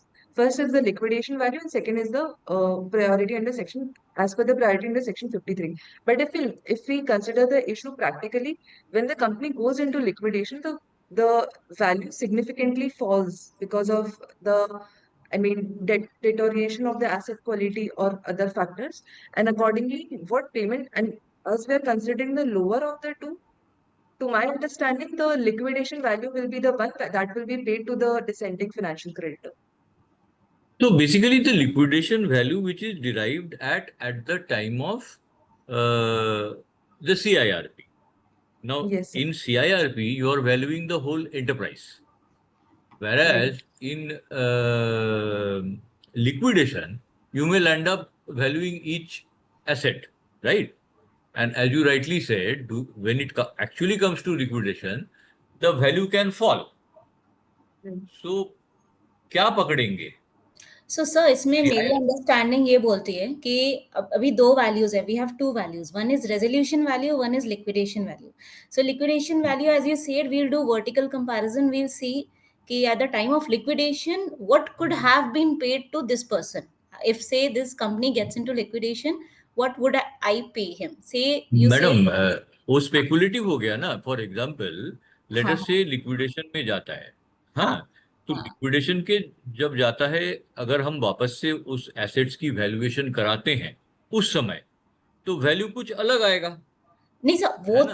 वो you rightly said sir कि this is something which is pre-emptive, like हमने पहले से आज की date में देखा कि what is the resolution value, and हमने आज ही की डेट में सीआईपी की डेट में देखा that what is the liquidation value. तो so fair value and liquidation value आता है करेक्ट। एक सो तो तो अब एक तो लिक्विडेशन वैल्यू हो गई, तो अगर एक तो हम वो पकड़ेंगे कि अगर इसको लिक्विडेशन वैल्यू के बेसिस पर अगर पे किया जाए तो कितना पे करेंगे, एंड इफ रेजोल्यूशन वैल्यू को हम सेक्शन 53 के हिसाब से पे आउट करना शुरू करें तो इनको कितना मिलेगा, उसमें से जो लोअर वैल्यू है वो इनको मिनिमम देना पड़ेगा।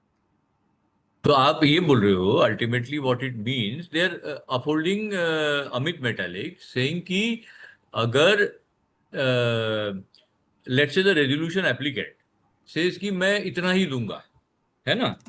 और हम्म बट इसमें भी एक मसला ये आता है कि अगर हम 53 के हिसाब से जाए तो उसको तो पूरा हम्म लिक्विडेशन मिलना चाहिए। अगर मेरा एक एक्सक्लूसिव सिक्योरिटी है, ये डिसेंट कहाँ आता है कि मेरा एक्सक्लूसिव सिक्योरिटी है जो 15-20 हम्म करोड़ का है, और लेटर से टोटल कम आ रहा है, टोटल जो रेजोल्यूशन प्लान में कम दिया जा रहा है, राइट? तभी मैं डिसेंट करूंगा ना, नहीं तो मैं डिसेंट क्यों करूंगा? करेक्ट तो ये करेक्ट। कंफ्यूजन यही है कि अब समझो लेट्स से 50 करोड़ का प्लान आया जिसमें बहुत सारे लोग हैं, there are lot of people in the to whom the thing will have to be distributed, right? Now, correct correct. this particular person who is dissenting, let us say, has one exclusive security. Now, in that hmm exclusive security, if we go by that exclusive security's liquidation value, he will hmm get, let us say, 10 crore, right? Hmm hmm As per the resolution plan proposed, he's been proposed only 8 crore rupees and not 10 hmm crore rupees. That is the hmm reason why he is actually dissenting also, correct right? Does it correct. say now that if that liquidation value of that particular asset is 10 crore rupees, then this fellow who is the dissenting creditor, if he dissents, he must be paid 10 crore rupees, or it can be 8 crore rupees also. What is binding on him? Because why will he dissent if he is getting the full liquidation value? And liquidation value is during the CIRP process, it's a little different concept than the when you do case by case valuation in the liquidation. इसमें काफी confusion है मेरे को लगता है। इसमें एक confusion ये हो सकता है, अगर लोअर ऑफ द टू ही मिलेगा तो why would he not descend, he would rather descend. That हाँ our point was that only कि अगर लोअर ऑफ द टू ही हाँ, मिलना है then I would rather descend ना, मुझे हायर ऑफ द टू मिलना चाहिए। That- Madam, absolutely. on higher of the two, he will descend. On हाँ lower of the two, he will not descend. Higher of the two, he gets 10 crore rupees. So he has an incentive to descend. Now, if he descends also, he only gets 8 crore rupees. So it's better he would vote in favor. नहीं पर You are reading sir एक बात everything wrong. बताइए, नहीं नहीं sir एक बात बताइए, लेट से 8 करोड़ रुपया मिल रहा है, इसका 10 करोड़ का वैल्यू है। सो आर Hmm. वी सेइंग कि जो रेजोल्यूशन प्लान में जो आरए देगा, Hmm. जिस टाइप का डिस्ट्रीब्यूशन होगा, जी उसको उतना ही मिलेगा, जी और वही उसका कह रहे हैं। सिक्योरिटी अब तक उसकी सिक्योरिटी वैल्यू शांतनु का जी कोई मायने नहीं है। शांतनु जी, अब तक लॉ ये था कि इसमें अगर लिक्विडेशन वैल्यू उसकी ज्यादा है तो उसको ज्यादा मिलेगा, प्लान वैल्यू नहीं मिलेगी। अब तक हायर ऑफ द टू था, अब उसको बदल के लोअर ऑफ द टू किया जा रहा है, so that he doesn't dissent. Because dissent में उसको हायर ऑफ द टू में अगर लिक्विडेशन वैल्यू ज्यादा थी उसको फायदा था, वो डिसेंट करता था। There was an incentive to dissent, that was the whole issue in Amit Metaliks. So he is being said, Bhaiya, even if you dissent, so you are not getting higher value. You are still getting lower value. So don't push so completely to liquidation. So basically that mean they are saying कि भाई देखो, resolution आ गया तो ले लेने का चुपचाप, हाँ? Exactly, that is the जो डिसेंट नहीं मिल intent. रहा है करना, ले लो, जो मिल That is रहा है the डिसेंट ले नहीं intent. लो, करना। Uh, हाँ डिसेंड नहीं करो। So artificially forcing ascent. Obviously, kind of yes. Yes. Yeah, okay. So they are upholding Amit better. Shantanu ji, अगर हम इतने हार्ड वर्ड यूज ना करना चाहें, सो हाँ. At least they are avoiding dissent. Hmm. True. चलिए ठीक है. True. Okay, so they are upholding Amit metallics. That's all that I wanted to understand. ठीक है, ठीक है. Yes, Now I am clear. they are upholding myth metallic. This amendment is based on myth metallics. Right, right, Ah. right. ठीक है, ठीक है, ठीक है, ठीक है. Okay, okay. Thank you, sir. Thank you. Thank you. Ma'am, can continue, please. Sorry. थोड़ा बीच में I keep on asking questions, but No, sir, pardon me. it's good only for us. Yeah, right. So Yeah. it actually makes it more interactive. So yes, I'll move on to the next proposal, which is the information utility to be the basis for determining the default rate. So there is section 215 of the code, which makes it mandatory on the part of financial creditor to provide the information of financial information they had submitted with the financial utility, information utility, sorry, while they are filing the section 7 application. If we look at the present provisions of section 215, it makes it mandatory for financial creditor and makes it optional for the operational creditor. However, there are regulations, information utility regulations. Regulation 20 by 1A of the information utility regulation uses the word shall in case of both financial creditors as well as the operational creditors. So if we do a conjoint reading of both the provision, the provision of section says it is not mandatory on the part of operational creditors. However, the regulation provides that it is mandatory for both financial creditors and operational creditors. In case of now let us understand it this way: filing information with information utility on the part of financial creditors is justified because they are letting out money. And if we understand the difference between financial creditor and operational creditor is such that financial creditor is the one who has given you money and you are required to repay money back to that person. Operational creditor are more so in the nature of service providers who had given you some kind of services and now you're required to pay for that services, or it has supplied some goods to you and you're required to pay for that particular for the goods that you have acquired. So on the part of financial creditor, filing information with information utility is still justified. But on the part of operational creditor, if it is made to be made mandatory, then it will create lot of operational hassle as well. Because operational creditor, as we understand, not does not mandatorily include the big institutions. It could be MSME suppliers as well, and other such small creditors belonging to the smaller side would also be there. So this particular amendment, to our understanding, will might create lot of an operational hassle when it comes to filing of section 9 application by the operational creditors. Now, while the provision is such that, I would also like to highlight a few rulings by NCLT and NCLATs, which are also noted on the left side of my screen. In Ganesh Ramkishan Rajale, Mumbai bench had held that furnishing records of IU is not mandatory when it comes to section 9 application. So even if there is regulation 20 by 1A in the information utility regulations, this particular ruling suggested that filing of information submitted with IU is not mandatory when it comes to filing by operational criteria. The next one is quite interesting, which is Vijay Kumar Singhania, wherein NCLAT had held that even if it comes to Section 7 application, IU records are not mandatory. So if I read through what was mentioned in that particular ruling, it mentioned that furnishing the record of default is not mandatory for application under Section 7 of the code, even after amendment amendment in the IU regulations. Likewise, the Calcutta High Court in Unival projects has also held a similar view, wherein it was held that based on the above discussion, I'm of the view that financial creditors can rely either on the modes of evidences at hand to showcase a financial debt, that is either in the form of default with IU or any other document as specified. So the rulings in the past, which were pronounced after the amendment in the IU regulation, also suggest that making the records of information utility an exclusive one will create a lot of operational hassle, be it financial creditors and operation credit. On the part of financial credit, it is justified because they are lending money in actuals. But when it comes to operational creditor, because there is no direct flow of money from the part of the creditor, rather it is in the form of supply of some goods or services. So this particular amendment may create some kind of operational difficulties. when it comes to filing of application by the operational creditors. Plus, it also has costs, Neha. We have seen how even financial creditors worry about costs of filing such records. So these are Right. small operational creditors. They worry about their 1 crore or these additional costs. That's Right. also. And in the first place, being an operational creditor, I would not want to supply goods or services to someone who might not pay me in future. Correct. So, right. So this particular amendment looks operationally on a little difficult side. Moving on to the next proposal, which is with respect to dual stage approval of the resolution plan.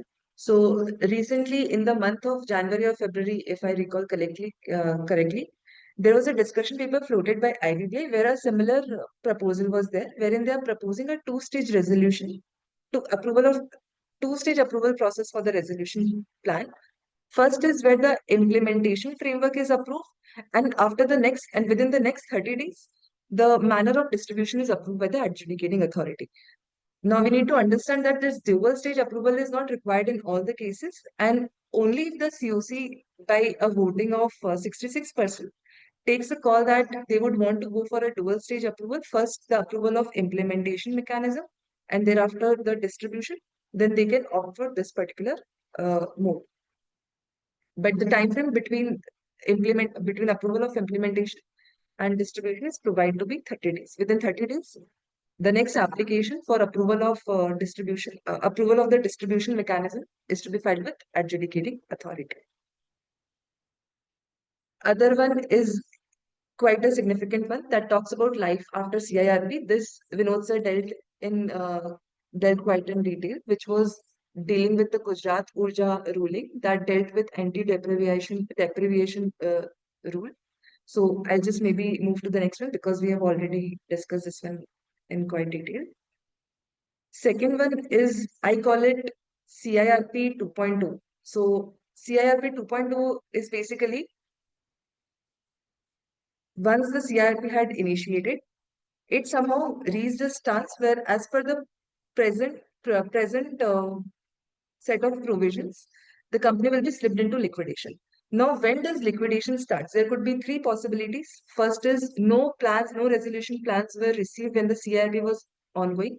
Second is resolution plan was received but was rejected by the COC and or was approved by the COC but was later rejected by the adjudicating authority. That is rejection of the resolution plan.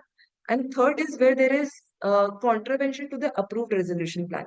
So in all these three situations, the corporate debtor in CIRP is moved to the liquidation phase. But now what they are proposing pursuant to this particular amendment, which is CIRP 2.2, is in the first two cases, that is when there were no plans which were received during the CIRP period, or second is when plans were received but were rejected either by COC or by adjudicating authority. In such scenarios, if COC by a voting majority, if by a voting majority of 66% decides that they should seek AA's approval for restoration of CIRP for the second time, then they can make an application as such. But here we need to understand that the timeline is 120 days. Restoration can be done only once, and the timeline provided for the second phase of CIRP is 120 days. If CIRP, even in the second phase, CIRP does not result in resolution, then ultimately it will be moved to liquidation. Now, the third point which I was mentioning, when there was a contravention to the approved plan, in that case, obviously COC cannot go and apply to AA for restoration of restoration of the CIRP for the second time. In such scenarios, section 33 by 6 amendment is also proposed in 33 by 6, wherein it is suggested that even adjudicating authority on its own can also decide to restore the CIRP if there is any contravention of the plan. So this was about life after CIRP. These were the major proposals concerning the first phase or the first part of IBC, that is CIRP. Now, before we move to liquidation, there is a new resolution process which is also proposed to be inserted in the code, that is creditor initiated insolvency resolution process. Now, before I discuss about what exactly is this particular process, let us understand that presently there are provisions in the code that deals with fast track insolvency. Although the provisions are there, but there had been there had not been any case with respect to fast track insolvency, because if we look at the practical situation when it comes to implementation of the provision, there is the class of creditors against whom it can be class of debtors, class of debtors against whom the proceedings can be initiated, actually leads to negligible debtors who can be brought into that particular uh, can be brought into the purview of fast track insolvency. And accordingly, pursuant to this particular amendment bill, what is proposed is to include a provision dealing with creditor initiated insolvency resolution process and delete fast track insolvency process. Now, I would also like to give a historical background to this particular amendment. There was a discussion paper which was floated by MCA somewhere in January 2023, that is like almost 2 years ago, wherein a similar proposal was also there, that fast track insolvency be removed, and instead there is something like creditor initiated proceedings may be provided for. So this was about the historical background.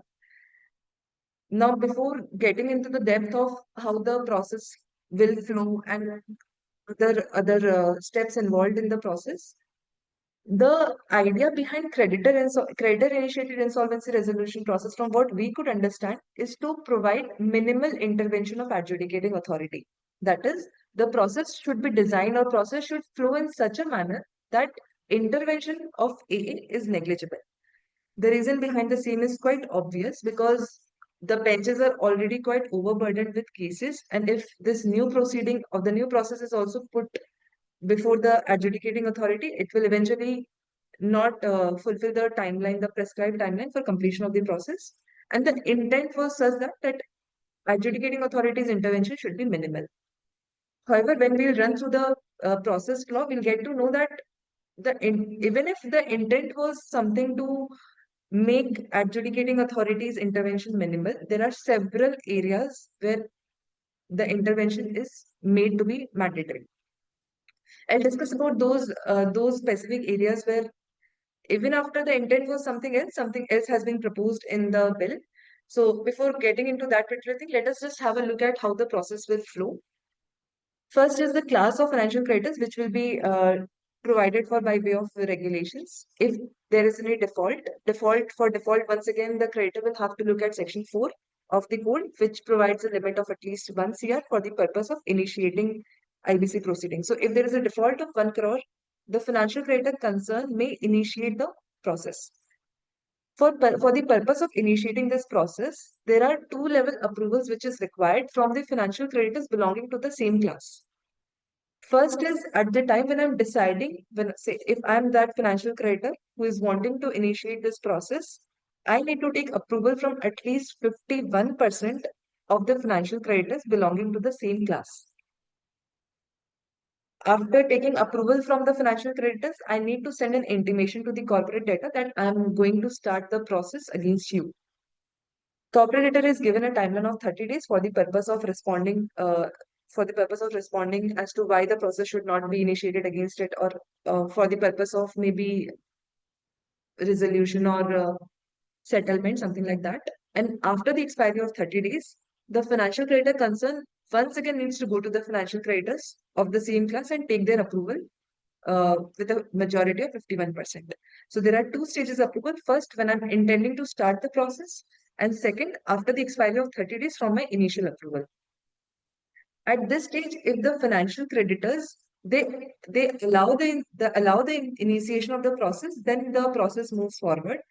If they disallow, then the concerned financial creditor comes back to the square one. That is, it needs to initiate the process once again. It once again needs to take approval and send an intimation to the corporate debtor. Then once again wait for 30 days. So this is what has been provided.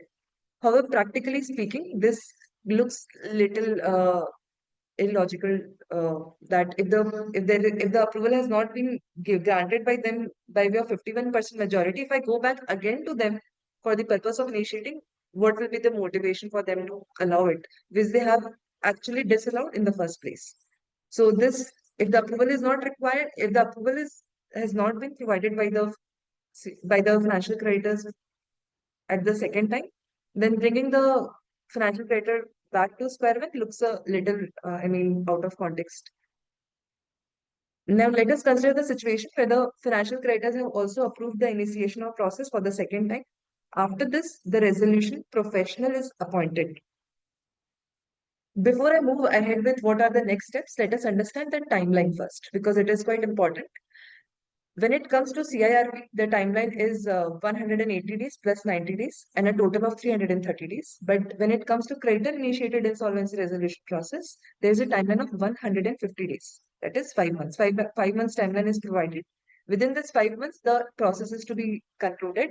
There is a one-time extension allowed, which is of 45 days. And for seeking this extension, adjudicating authorities' approval is required. So this is the first time when adjudicating authorities' approval is required to be sought. Now, while running through the process, we look at how many instances and at several places we need to take adjudicating authorities' approval.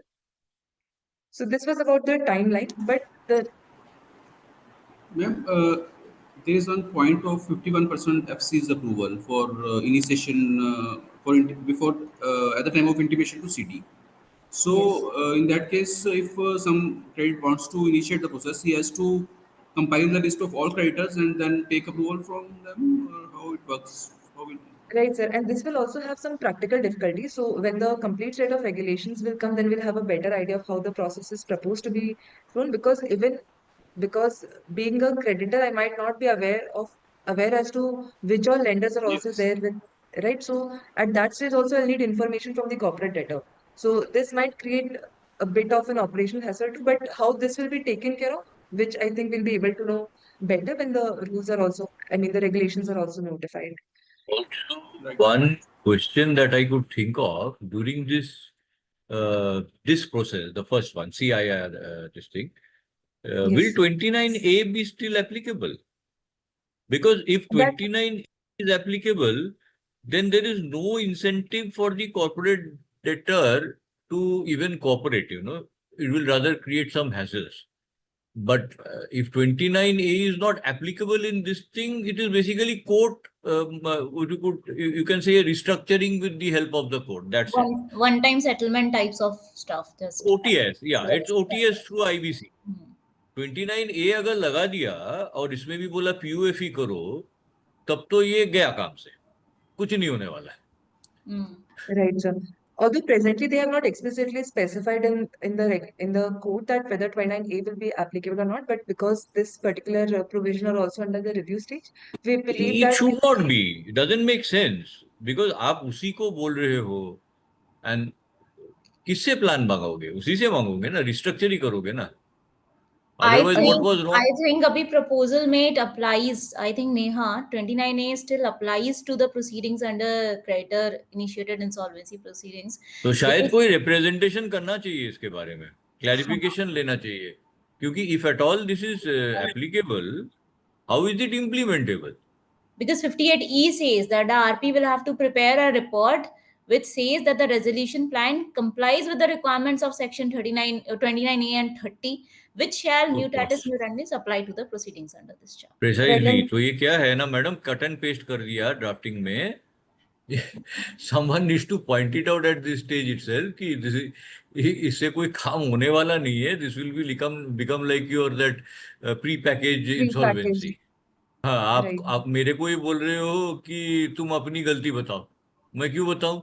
मैं I have a fundamental right not to increment myself. Why should I cooperate with you and give you data which ultimately you are going to use against me only? Right, sir. And that was the reason that even pre-packaged insolvency is not something which turned out to be successful. It came with some really good उसमें यही intent, but करना चाहिए. हाँ, नहीं नहीं, उसमें वही था. I did have one occasion to speak with one of the high officers in IBBI in one seminar. I said, sir, इसमें से ना 43 ये जो 43 वाला है प्रेफरेंशियल ट्रांजैक्शन, ये आप निकाल दीजिए, क्योंकि ये प्रेफरेंशियल ट्रांजैक्शन 200% सारे बिजनेसेस में होते हैं. आपका प्लांट खराब चल रहा है, आप अपने बाजू वाले से थोड़ी लोन ले ली और अपने उस समय चला लिया, और जब आपके पास पैसा आ गया आपने उसको दे दिया. ये तो नॉर्मल चीज है. अब ये तो प्रेफरेंशियल में आ जाएगा. If you going to be prosecuted for that, at least preferential should be removed. Undervalued, one can understand. But सब ये लिक्विड प्रेफरेंशियल वाला तो रोज का होता है ना। सर वही नहीं होना चाहिए आइडियली। और एक बात बताइए, आपका सिचुएशन ऐसा है, आपका समय बैड चल रहा है, आपका बिजनेस का, ये प्रैक्टिकल बिजनेस से आपका बैंक ने आपकी लिमिट वगैरह फ्रीज करके रखी है, आपको लिमिट बढ़ा नहीं रहे हैं, and you are still fighting to revive your business, right? When you're fighting to revive your business, you may take temporary finance from XYZ, your friend, your this thing, and then when you get the money, you will also pay that fellow back, and you try to keep afloat. This is survival instinct, right? या तो CIRP उस समय होना चाहिए जब पहले ही stress आ जाए. The first signs of stress should result in a CIRP, हाँ, that could have been a possibility but right? हाँ बट दैट ये कुड। अगर जब आपका स्ट्रेस आना होता है, when you are rescheduling your payment, थोड़ा सा आप डिले कर देते हो और बैंक भी आपको अलाउ भी कर देता है, तब क्या? तो ये तो होना ही है. तो इस PPIRP नहीं चलने वाला था. और ये भी अगर इसमें भी अगर 29A रखा तो ये भी मुझे तो लगता नहीं चलेगा. Madam, one small clarification. Right, ma'am. Yes. Neha, Hello. madam, one small suggestion by me. See, Yes, whether ma'am. 29A is applicable or not, it is a duty of the corporate debtor to cooperate. Why should I cooperate? It is not like that. He has to cooperate. If that is the case, what is the duty of the employees who are leaving the company? They are also has to cooperate. Whether he is getting it back or not getting it back, that is irrelevant. Okay, that is economically, maybe it is some inducement may be there. Otherwise, he has to cooperate. Madam, you know, you have one fundamental right that Please talk which in is English, sir. enshrined in the We are from Constitution. Chennai. We cannot No, no. understand Hindi. So I'm saying in English only, you have one fundamental right enshrined in the Constitution of India that you shall not be forced to self-incriminate. So supposing you are cooperating, you are supposed to cooperate, and you are supposed to give all the evidence given, I did this wrong, I did that wrong, and you're going to be based on the evidence or information given by you are going to be prosecuted, right? So that is That is a happening very even key today. point. मतलब even today the personnel of the corporate debtor is required to cooperate. All the data comes from the corporate debtor itself. You know, the IRP RPs are not inventing something new. So it's on the No, basis that of the is information which is there. Corporate governance, sir. हाँ. Whether he is giving information or not, whatever, he cannot But choose yes, to give what one. type of information he has to give. But yes, That one it is thing is available. true. This cooperation thing is surely going to lead to litigations. If that is the case, that is quite. Right so. now itself, My, most of the I corporate think sector promoters are not cooperating. Even right Yes. now, spite of so getting what 19.2 application, order on the 19.2 application, most of the corporate sector, they don't cooperate. We Correct. are only preparing all the accounts based on the information available. We are only filing avoidance application. It is not that they are cooperating and we are doing it. Even right now, it is like that only. that is exactly what I am saying. So that taking from that only, all that I am saying that in this CRIIRP process, this PUFE should be dispensed with, particularly things like section 43, which is a usual business transaction, and one needs to take a pragmatic view. One needs to decide whether are you trying to restructure the corporate or are you trying to but it cannot be both civil and criminal, you know, then the Yes, thing yes. will never take off. That's all that I'm trying to say. I have also handled CIRP. I know nobody this thing, but I have also filed PUFE application based on all the things that we have only done, whatever we could get. But when you are fighting a PUFE application, madam, the onus, particularly on section 66, is upon you to prove. Because you are alleging fraud. You are alleging something criminal. 43 is pretty straightforward. But when you are alleging 66, the onus is on you to prove. But sir, matlab, just because you are cooperating with me does not mean that I can let go of your sins, No, no, sir. I will definitely not let go of you. Na? I will not. I will not. That is not my job at all. That is, That's once what I am an purpose is all RP, about. no, no, that's why I am saying, sir, madam, if you see practically, na, during section, when you file a section 66 application, the onus on you to prove the crime is much higher. You have to give evidence that and you have to find the money trail and all that. So that is where I am saying this thing comes. Now, section 43 is pretty straightforward. No, you had some debt, you took some debt from someone else, and you gave him back in priority to your secured creditor. You are guilty under section 43, right? So When you 43 know, to is straightforward. Hai. when you possibly knew that you are going to tumble, that's the whole point of preferential That transaction. is the whole thing, madam. So the IBC, they need to decide. They want to restructure or they want to prosecute. Hmm. Government seems to be confused in this. So either You leave know? it to the RBI norms, one time settlement, ICAs, these are all. Yeah, हाँ, in that's that. what. That's what I'm saying. So इसको डालने का जरूरत ही नहीं था यार. इसको डाल रहे हो तो 29A को थोड़ा सा साइलेंट इसमें कर देना चाहिए.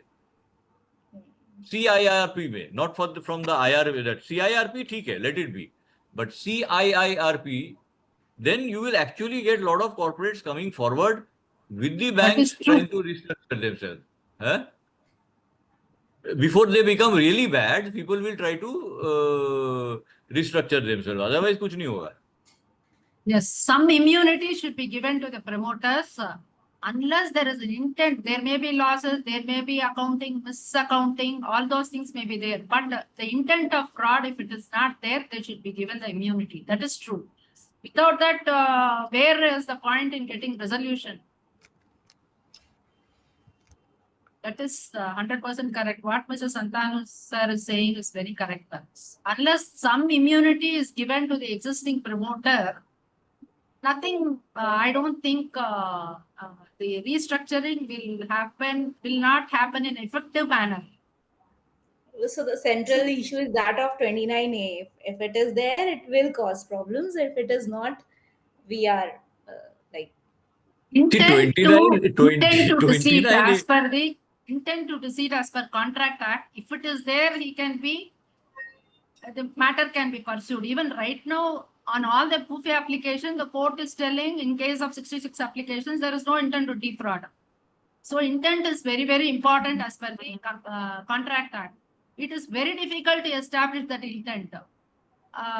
So I think some sort of immunity should be given in this matter for the promoters to induce them and to get better restructuring of the corporate.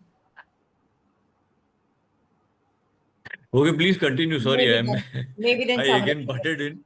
Yeah, please continue. But Yes.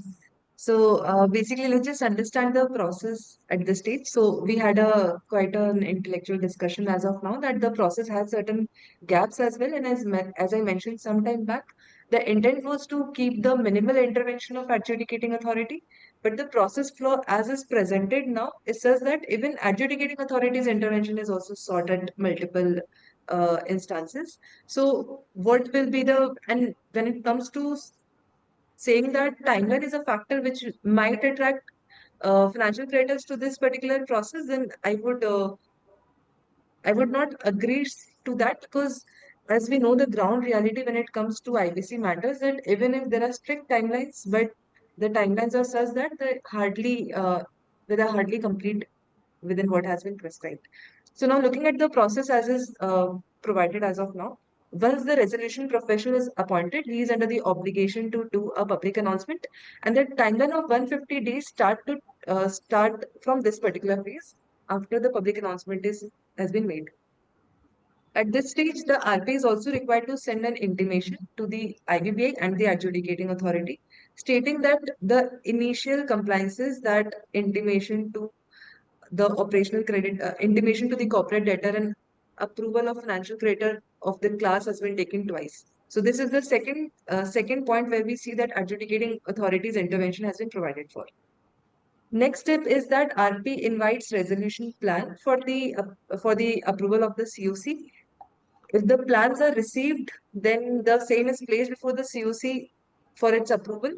And if approved by 66 majority, then the same is sent for the approval of the adjudicating authority. So that's the third stage, where once again adjudicating authority's approval is sought. And if the plan is not received, then the process is converted to CIRP. This once again is subject to approval by the CIRP. Now, when I'm discussing about this creditor-initiated insolvency resolution process, there is one very, very significant provision, that is moratorium. So let us compare CIRP and creditor-initiated insolvency resolution process. When it comes to CIRP, the moment the corporate the application for initiating CIRP is initiated, there is automatic moratorium as well. But when it comes to creditor-initiated insolvency resolution process, there is no concept of moratorium unless an application is made to the adjudicating authority and the same is approved. So this once again looks a little impractical because, first of all, when I'm going to the financial creditors for their approval for the purpose of initiating this process, at that instance, I have an idea that the company is very soon, or the company might very soon slip into this particular process. So I would want to realize my assets. Because the moment moratorium is imposed, I cannot even take SARFAESI actions. So this particular, the provision providing for moratorium in case of CIRP, in case of compulsory CIRP, also bars the SARFAESI actions. A similar provision is not there.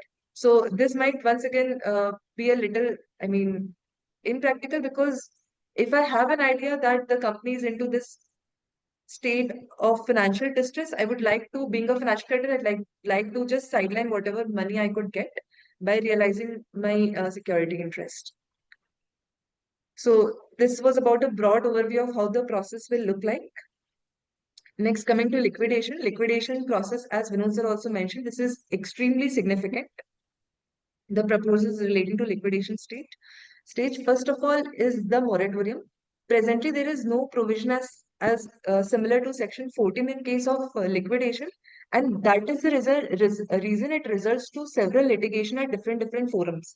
So I believe the IPs in this particular meeting would also have faced similar issues, that at several instances, the proceedings or the matters are also, in parallel to how they're happening at NCLT, at forums like Industrial Tribunal and Consumer Forums also, the applications are filed or the matters run parallel to liquidation, which is presently under the purview of adjudicating authority. To curb this practice and to curb this particular issue, it is proposed that a provision similar to Section 14 will also apply in case of liquidation. So compulsory moratorium during liquidation is also proposed to be included. Next is a very, very significant. 1B, madam, please go to 14 1B, no?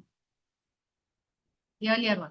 See, what happens to section 14(1)(b) cannot be covered under moratorium as liquidation would involve sale of assets. That is true.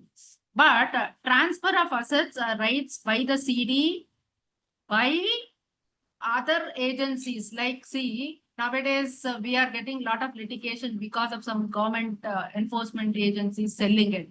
So you can cover that under this, saying that they are not entitled to sell it except the secured creditor. So that this is correct only, cannot be covered under moratorium as liquidation will involve sale of assets. But even those litigations should be covered so that we are saved of a lot of time on the liquidation process. So things Right. cannot be A lot of pending litigation semester. because of sale by enforcement agencies. They are saying we have a right. Then so more specific on the rights of the person who can sell it. That can be included here. Sure, ma'am. Sure. You're right. We'll include that. Yes, ma'am.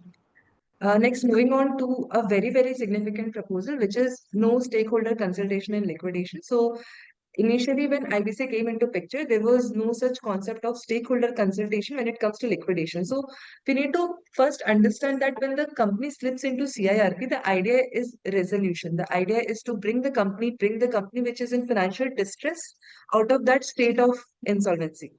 However, the idea completely shifts when it comes to liquidation, because liquidation is more so in the nature of the realization of asset and ultimately the corporate death, the dissolution.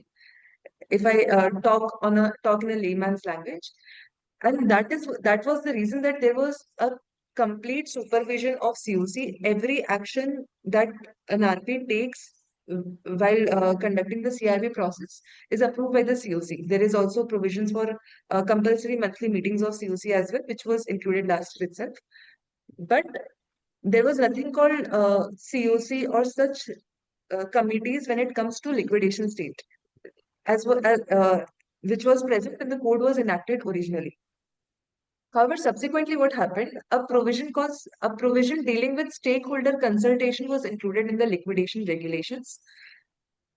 So, if I before going deeper into what the present proposal is, let us just have a brief historical understanding as well. Initially, the stakeholder consultation committee were designed in such a manner that it would have included everyone, including the shareholders as well.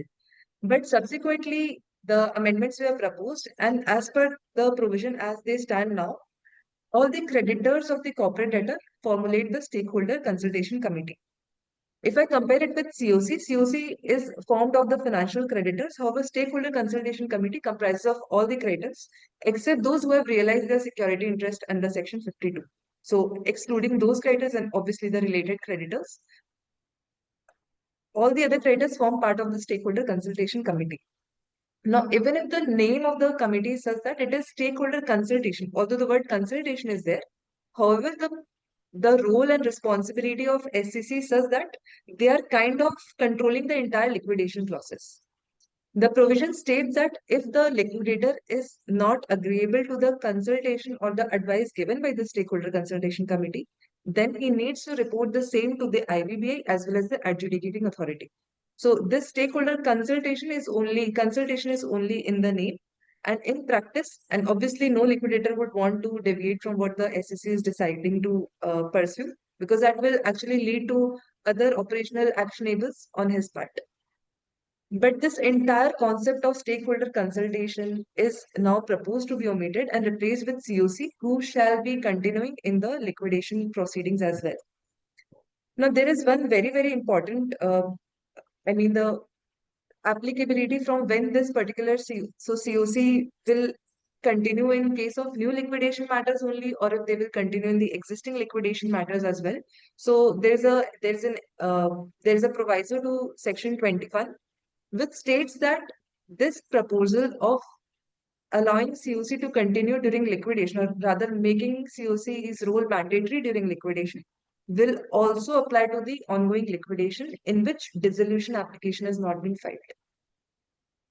Now, I'd like Madam, to one take small suggestion.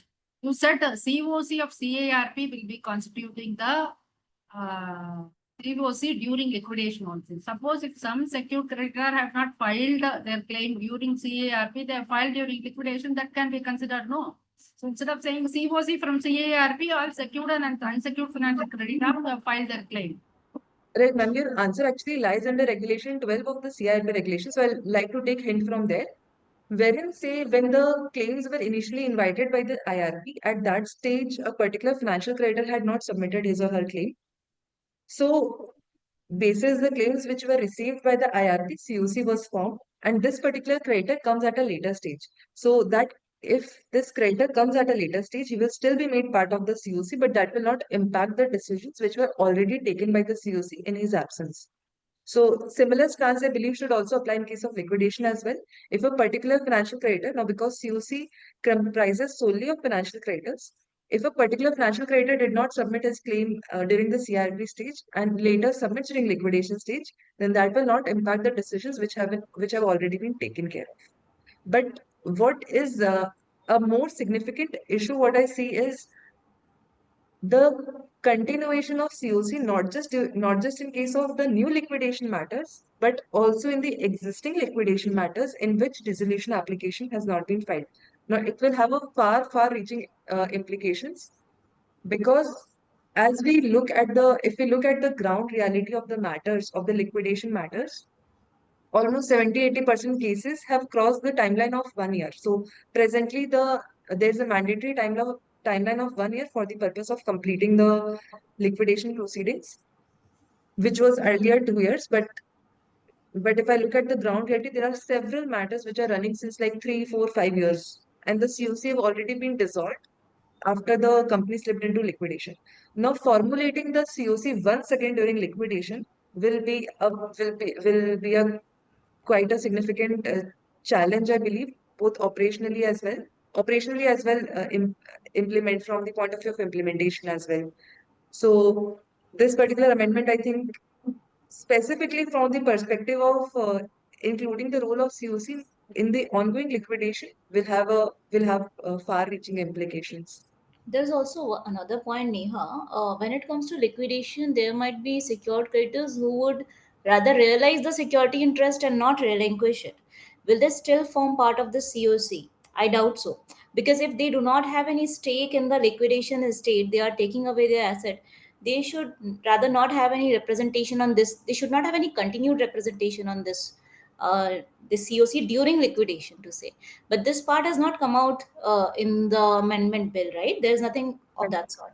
So Yes. Can they continue under 53 1E? That is in respect of security that they could not realize through their security interest. The balance part, they can always file their claim.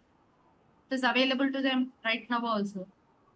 so you're saying they will still remain unsecured financial creditors for the Yes. unsecured part of it, There is a and specific therefore section, no, in 53. They are yeah, covered. yeah. And for that part of it, they can still claim their seat on the COC. Yeah, That's but it is very difficult to assess before they sell their security interest. It is very difficult for them to assess, to say that this part is not realizable by us. So they may, some regulations like valuation of that property or something may be done, on the and for basis this of which part we it can can be decide. included. Yes, on the basis of which we can decide whether they should form part of the COC or not. Then In this in regard, almost all my cases, payment of PF, gratuity and ESI is a problem. There is different That's version. a So please recommend for a uh, specific version of the code. I don't want penal damages to be paid to the PF department because it does not reach the workers and employees. ESI also is not going to reach the employees or workers of the corporate correct, sector. ma'am. Even we have argued in the past that these all dues are See, statutory they have dues. all And taken years together, those applications to get cleared. So it is really posing a very serious problem. So exclude penal damages and interest on the PF payment, and also ESI to be excluded under section under priority payment. Straight away under 53 they can bring it. After payment of PF contribution, PF contribution dues, both employer and employee, and gratuity for the past 24 months. After payment, the following is the priority. So that it eases lot of litigation and lot of time can be saved. so, ma'am, Because isn't that crores already? of money are kept kept aside because of this. Isn't that already kept aside due to various judicial rulings that these will override Section We are 50? not able to decide how to go about on this. Very difficult it is. So maybe necessary clarifications. If there are so many clarifications in the code, then maybe one more clarification too regarding the workmen dues, welfare dues, maybe. right, under section 36 maybe. Second thing is any material lying with us from a debtor, that we can immediately have a lien on those assets. That revision also, I want that to be inserted. Lien on debtors' assets is, I think, No, not lien on debtors. Materials of the debtors' assets. available with the corporate debtor. Mm-hmm. We immediately can have a lien irrespective of other legislations. So that we can avoid going to court, pending litigations, everything can happen.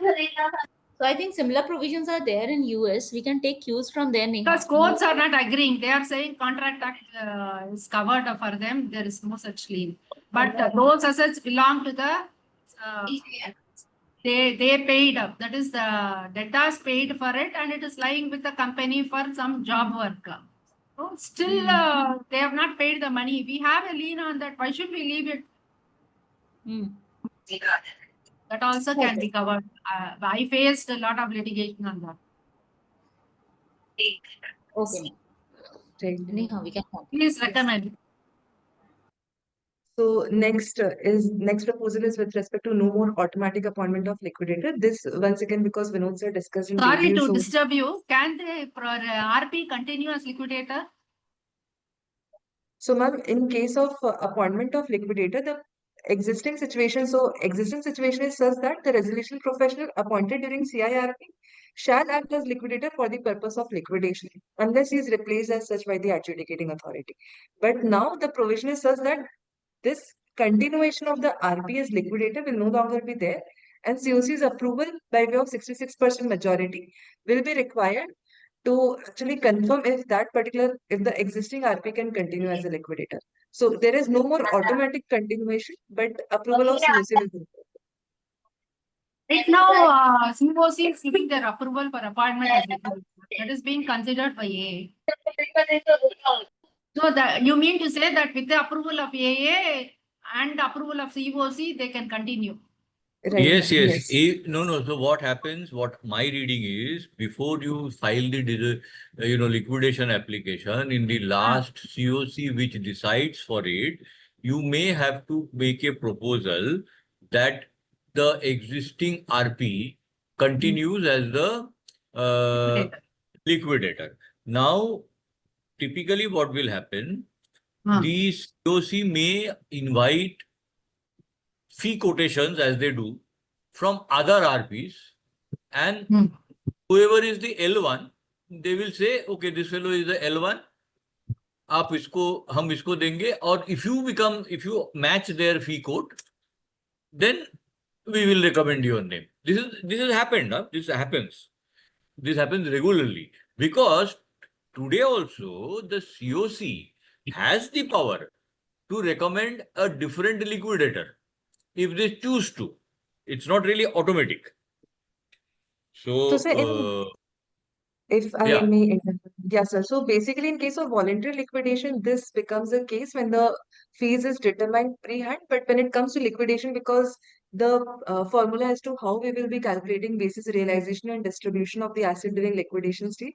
So I don't believe that fees should be a concern. This is more so from the Madam, it is perspective of how. always. No, it is always. I am handling a lot of liquidation.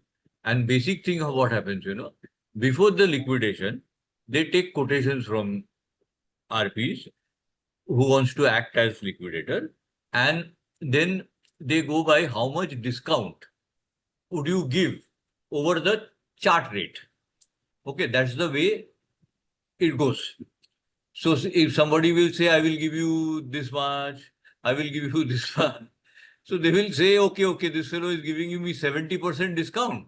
Now, but Can that regulation be amended saying that it cannot be reduced by COC?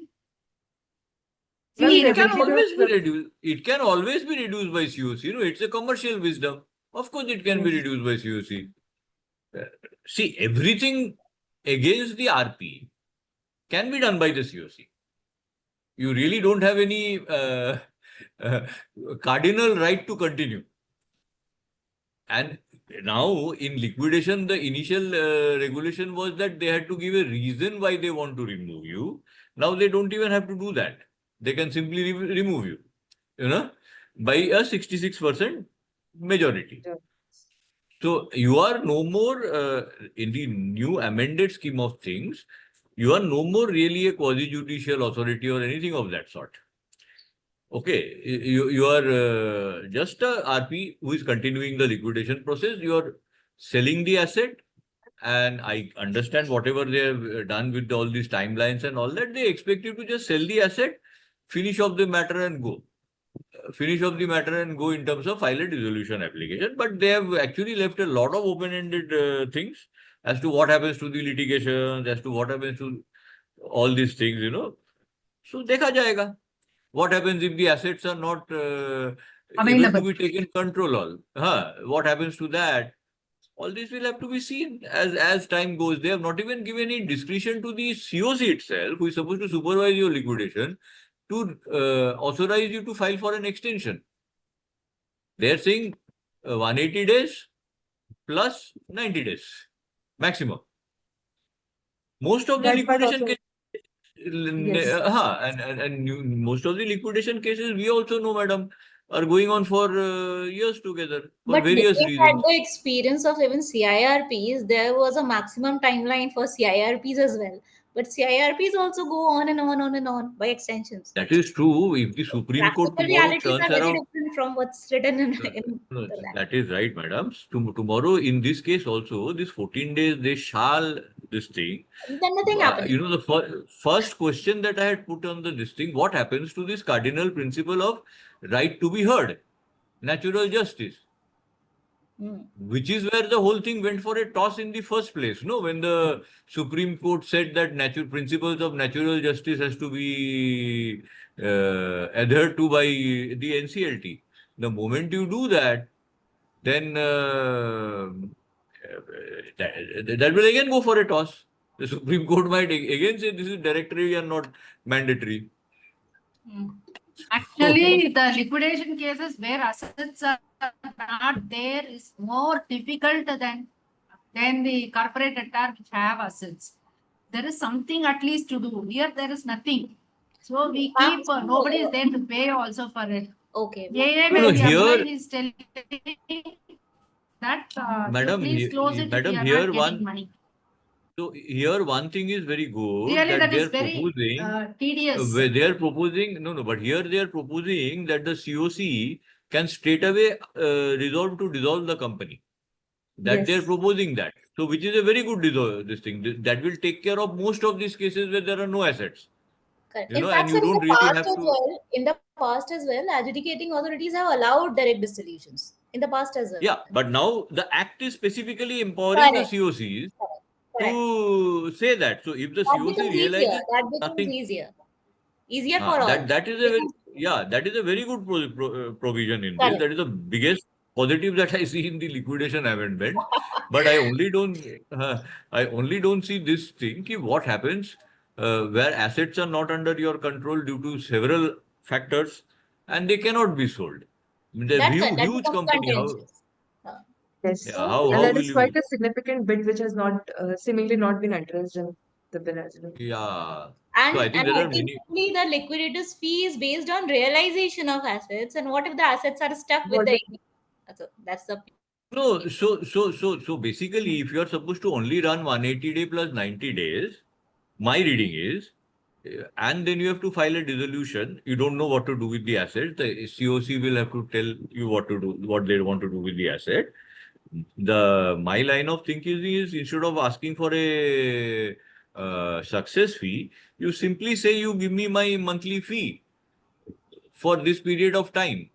And I take my monthly fee, I just run the process in a very bookish manner, and I file the dissolution, and you do whatever you want to do with the assets. So what might possibly happen, the trustee companies may be able to step in as a business opportunity here, where the assets can be palmed off to a trustee company, and the trustee company then can keep on selling them. Now, what happens whether the other laws will be applicable, whether the trustee company will have to sell it through SURFACE or this or that, I don't know. I don't think so. Once the this thing vests in the liquidator, then the transfer of these assets can happen to a trustee company without any past encumbrance. So that could be maybe the thinking. Something like Yes. a ARC type will emerge. You know, something like that. I don't know. But otherwise, it possible ही नहीं है. Maybe once the provisions are notified and how practically COC are taking a call, then basis the experience, once the code is, I mean, once the amendments are notified, then we'll be able to understand how practically this I may think happen. Mamta madam is also here, no? Mamta Binani ma'am. She is not saying anything. She has got pearls of wisdom, but कुछ नहीं बोल रही है ma'am. Mamta ma'am, are you there? I think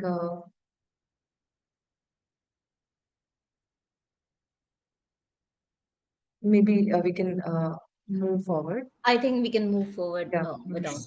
Please, Yes. please continue. Please continue. Right. So once again, no more claims during liquidation. This also we discussed at length that section 38 to 42 are proposed to be deleted. Section 42 deals with condonation of delay. So ultimately, maybe once the regulations are notified, the provisions may run in the same manner as they are running as of now. This also we discussed at length. So I'll move forward. Next is the look back period for avoidance matters. Presently, the timeline is the red line, which is present on my screen, is basically showing up the existing timeline, which is 2 years from the insolvency commencement date. However, now they are proposing to extend this timeline from 2 years from initiation date. Definition of initiation date has also been provided in the bill. It shows it implies the date on which the first application for initiating the CIRP has been filed. So if there are multiple applications, say 5, 6 applications have been filed against the same corporate debtor, then initiation date will start on the date when the first application was filed. So this once again is basically extension of the look back period for avoidance matters. Next is the application for avoidance transaction. So as we all must be aware of, that resolution professional is under the obligation to do the transaction audit and to find out if there have been any POFA transactions, and basis that application is filed. Liquidator, once again, if a liquidator comes across such transactions, and he'd also required to file applications for POFA matters. And if the RP liquidator, they have not filed, then the creditor, member or partner of the corporate debtor, if it is the case of an LLP, can also file an application to NCLT for the avoidance matters. In such scenarios where the IP has not filed the application, and if it comes to the ultimately it comes to such a conclusion that the IP deliberately avoided to file such applications, then disciplinary proceedings will be initiated against the IP concern. Next is a very, very significant amendment, which is realization of security interest in liquidation. So presently, for understanding this particular proposal, I would like to also take hint from the SARFAESI Act. So say for example, on a particular asset, there are multiple charge holders. Some of them decide to realize, some of them decide to relinquish. Then how will they achieve, or how will they arrive at the ultimate conclusion?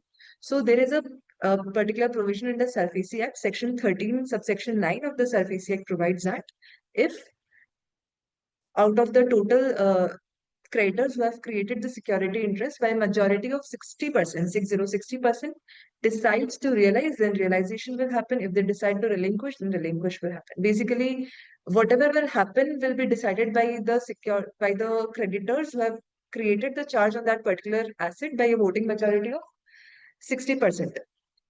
A similar provision is now proposed to be included in IBC as well. Presently, the code explicitly does not provide any limit as such, although there have been judgments in past, like the Enclave judgment in Shrikant Dwarkanath versus Bhil. It was held that if by a voting majority of 60% in value, the secured creditors decides to realize or relinquish, then that particular decision will prevail. Similar to this provision, under the code, they are now proposing to include similar provision. However, the only difference is that in case of SARFAESI Act, it is 60%. In case of IBC, it is 66%. Now, as we all are aware that majority of the decisions in IBC takes place by a voting majority of 66%. So this is basically uniform to that particular thing. Another provision is extremely significant. This is dealing with inter-se priorities among secured creditors. This particular proposal as well, Vinod sir, dealt in quite depth. So if there are multiple charges created on a particular asset and they are, say, superior, inferiors, then presently there have been judgments, diverse judgments of NCLADs. A few of them I've cited in the present slide as well, like in the matter of TDP versus Anil Goel. This matter is presently sub judice, pending before Supreme Court for final hearing. In this particular matter, NCLAT had held that once the creditors decide to relinquish the security interest, Doesn't matter if there were superior creditors or inferior creditors, all of them will stand at the same footing. So once the security interest is relinquished, all the creditors, they become homogeneous. But now what they are proposing is that the inter se priorities between the secured creditors, if it is a superior creditor or inferior creditor, that will be duly regarded. This stance was very well established by ICICI versus Sidco Leathers matter in Supreme Court judgment. This came in the earlier Companies Act 1956, wherein also it was concluded that the inter se priorities amongst the secured creditors will be respected. However, when the proceedings under IBC continued, we saw diverse rulings like in the matter of TDB versus Anil Goel, Anil Anjalia versus Oriental Bank of Commerce, and other such matters. Next is the government dues not secured debt, the dilemma which was created by Rainbow Papers. So what I understand, Rainbow Paper was such a Supreme Court judgment in Rainbow Paper matter actually created was more like a tufan. So why I call it a tufan? Because after the Supreme Court judgment in this matters, IP all across the country started to get claim forms from the government departments claiming higher priority under the liquidation waterfall. That is at par with the secured creditors under the second priority, 53(1)(b). This ruling of Rainbow Papers came in 2022, September 2022. After this ruling, another judgment of Supreme Court came in the matter of Raman Ispat in July 2023, which limited the applicability of Rainbow Papers to the facts of that particular case. So the tufan which the Rainbow Papers brought in, Paschim Vidyut Nigam or Raman Ispat matter tried to clean off that tufan, the destructions created by that tufan, but ultimately a review petition was also filed in the Rainbow Papers matter, which was rejected. And the reasoning which was cited by Supreme Court is that both Rainbow Papers and Raman Ispat matters where the judgment was pronounced by the bench of equal footing. So a subsequent judgment of a bench of equal footing uh, cannot override the earlier judgment passed by the bench of similar footing. So both Rainbow Papers and Raman Ispat was passed by division bench of Supreme Court. And because they were of equal footing, the review petition was rejected. Now, presently, a curative petition has also been filed in this particular matter, which is still pending before Supreme Court. But all this dilemma which was created by the Rainbow Papers matter is now proposed to be resolved by saying that government dues, whether the security interest has been created by operation of law, will not get a superior priority, and the government dues will be settled at the fifth priority, that is 53(1)(a). Moving on to another significant proposal concerning section 53. Here it is said that if this particular proposal also dealt in detail. Say I have a secured debt of 100 rupees. Say I have a debt of 100 rupees. I am a secured creditor, but the value of my security is just 60 rupees. So the circle on the left side of my screen shows the total debt, and the 60 rupees is basically the value of the security interest. So in this particular case, I will be treated as secured creditor only to the extent of the value of security interest. And for the balance amount, I will be treated as an unsecured creditor. That is, I'll get payment on a lower priority. Moving on to direct dissolution, this also we discussed some time back. Now, there is no liquidation in between. If the CIRP fails and the COC by a voting majority of 66% decides so, the corporate debtor can be directly moved to dissolution. Although the provisions are not there explicitly in the code as of now, however, there have been judgments in past wherein NCLTs have allowed direct dissolution without any liquidation in between. This is quite an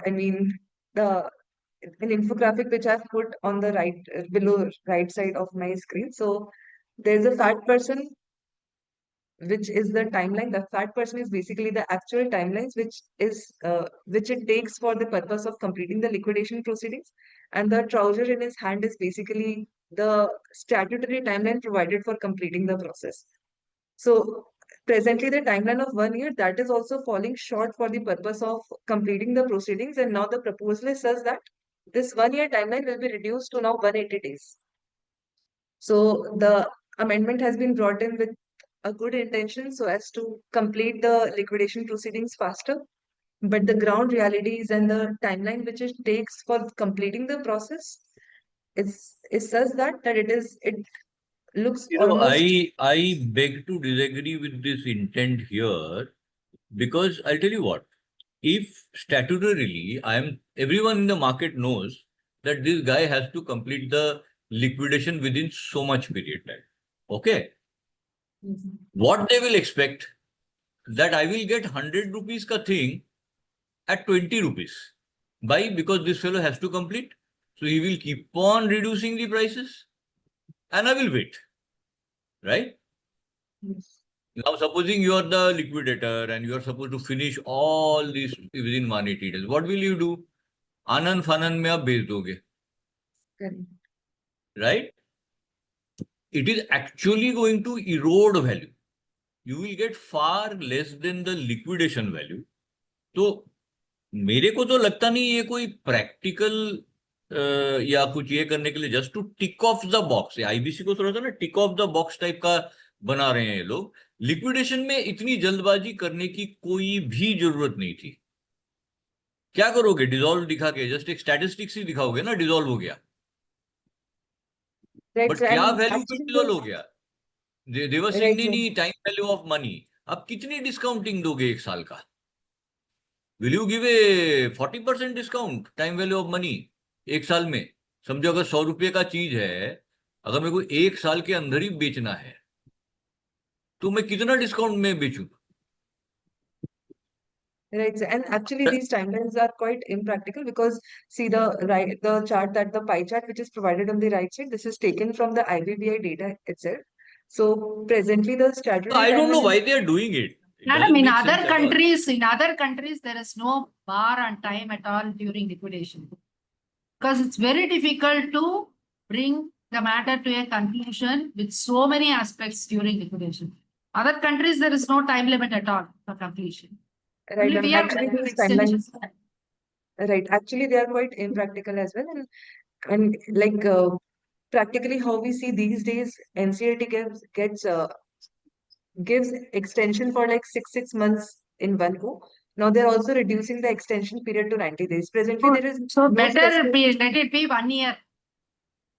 Right, and Existing actually No, no. reducing from 1 year to 180 days is quite an impractical timeline, and that's something which every one of us we are like quite aware of that. No, Right, and so not this only is that, what is the my thing is, what is the intent? What is the intent behind this? It cannot be so straightforward that people are have not realized, or the government who has drafted this has not realized कि ये हो नहीं सकता. Is it correct. the intent कि you dump the assets? तो from मतलब कोडियों के भाव एक्चुअली बेच दो, any which way the banks will be funded by the taxpayers' money, right? This is actually And quite impractical, right, sir? एक 100 का चीज किसी के हाथ में 20 में जाने दो. That is what it looks like. Because today when you do SCC, I don't know other experience, मेरा SCC में तो generally banks are so this thing कि no, we should do auction in one reserve price for at least 2 to 3 times, and then only we should reduce the reserve price by 10% or something like that tomorrow, so that nobody makes an allegation that you kept on reducing my price and finally it went off at a steep discount.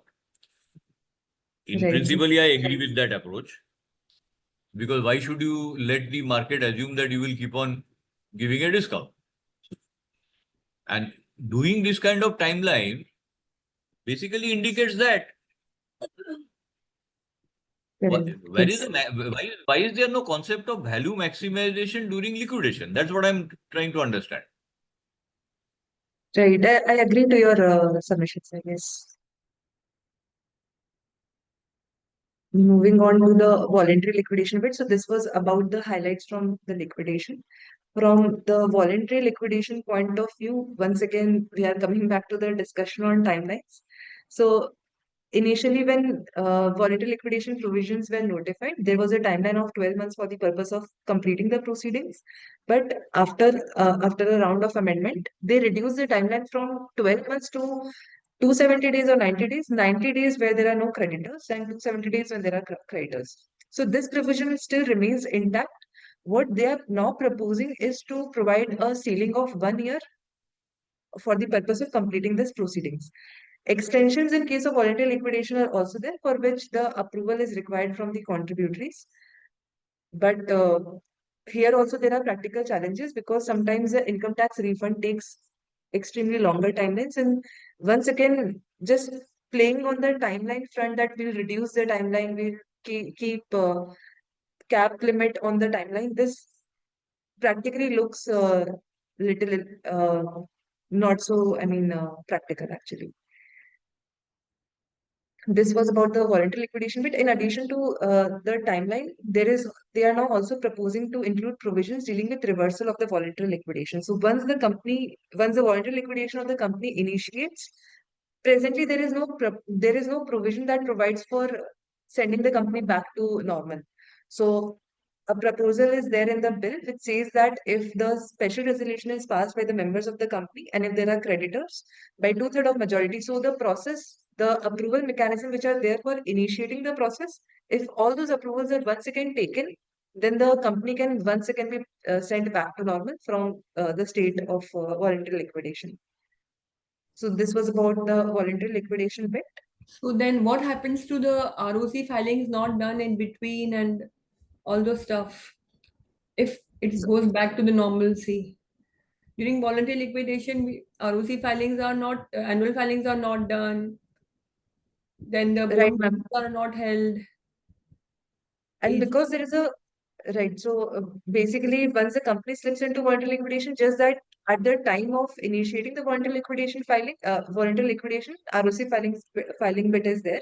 But yes, I agree to your question that during the period when actual voluntary liquidation was going on, in between the period when voluntary liquidation started versus when it was sent back to normal, what about the filings during that period? So what I think at the moment is that maybe that should be allowed by way of some additional fees or something like that.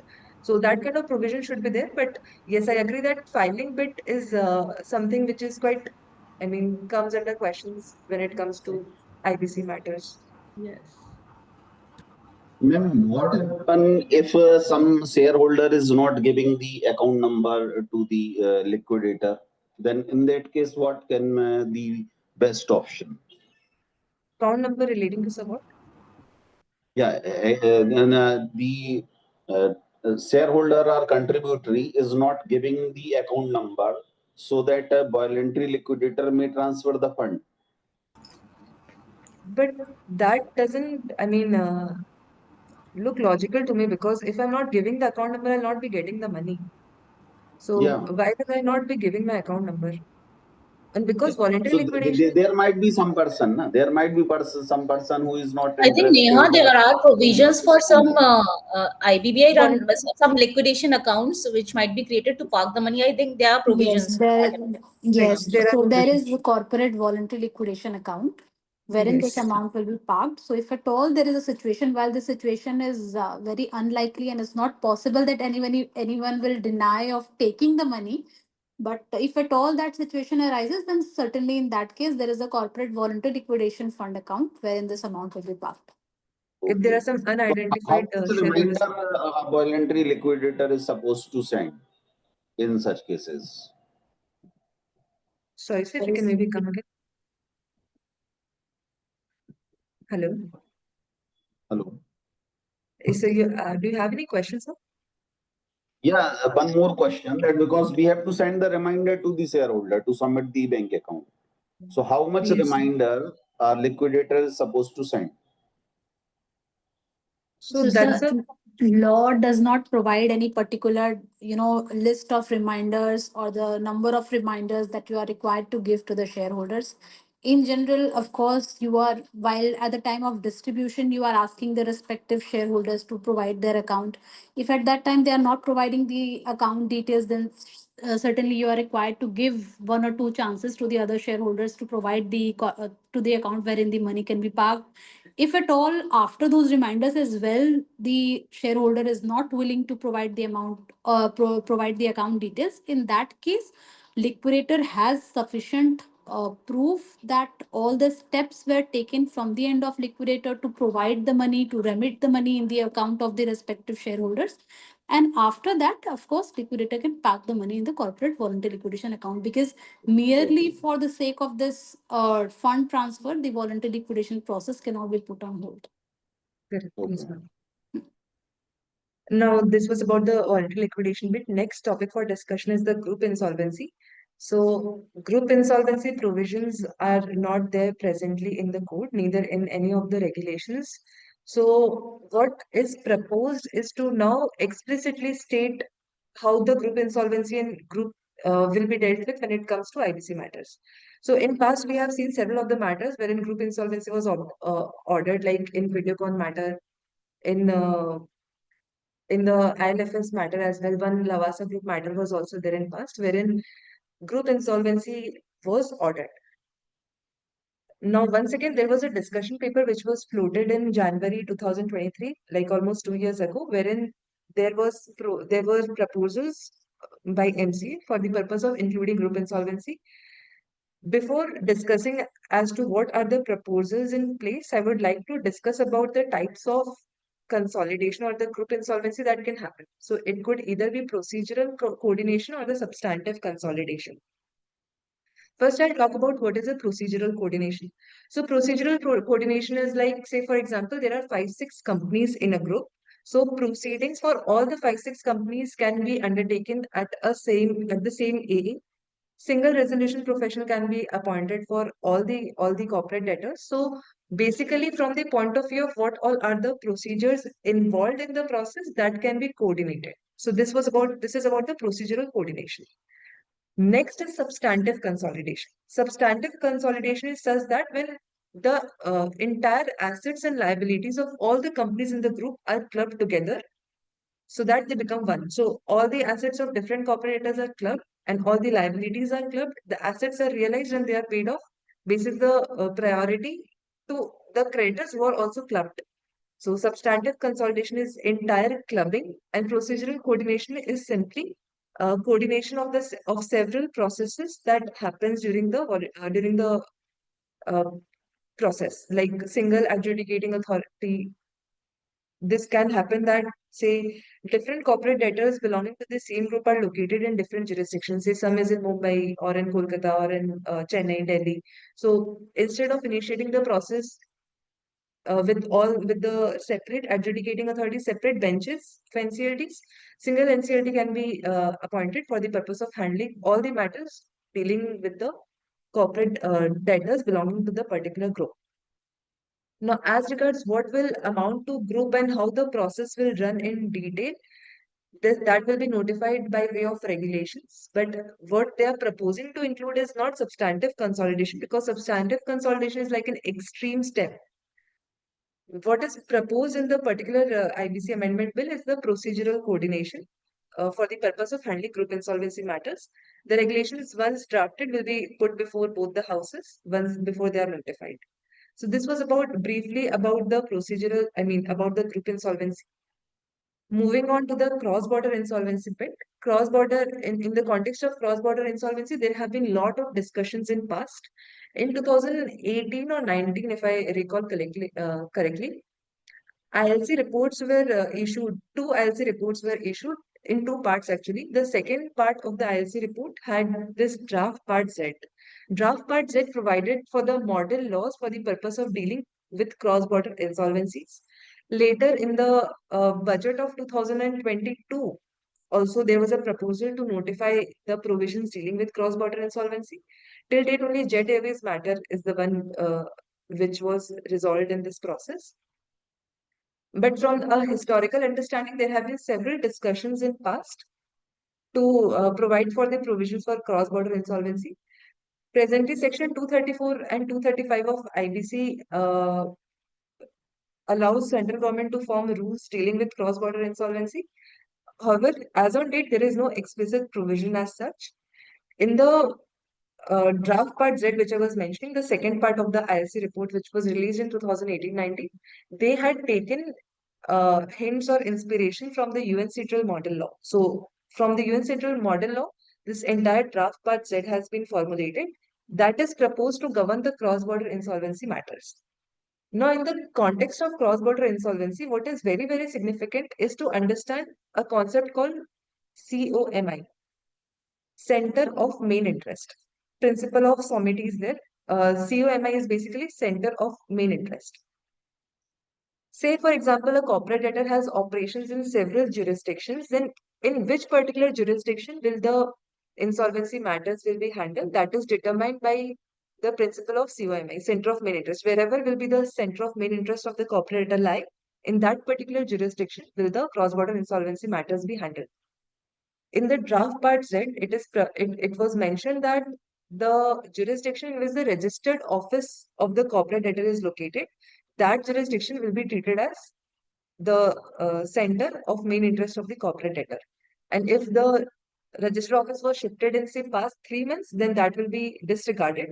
And say, for example, on January 1st, the registered office was in jurisdiction X, and within the next 3 months, the insolvency proceedings initiates, then whatever was the where the RO of the corporate was located, that jurisdiction will be considered as COMI for the purpose of identifying in which particular jurisdiction the cross-border matter will continue. Moving on to the other proposals in the bill. So first is the preferential transaction avoidance undervalue transaction. As we've already discussed, that the timeline is now proposed to be increased a bit from 2 years from insolvency commencement date to 2 years from the initiation date. So this proposal we have already discussed. Next is transaction.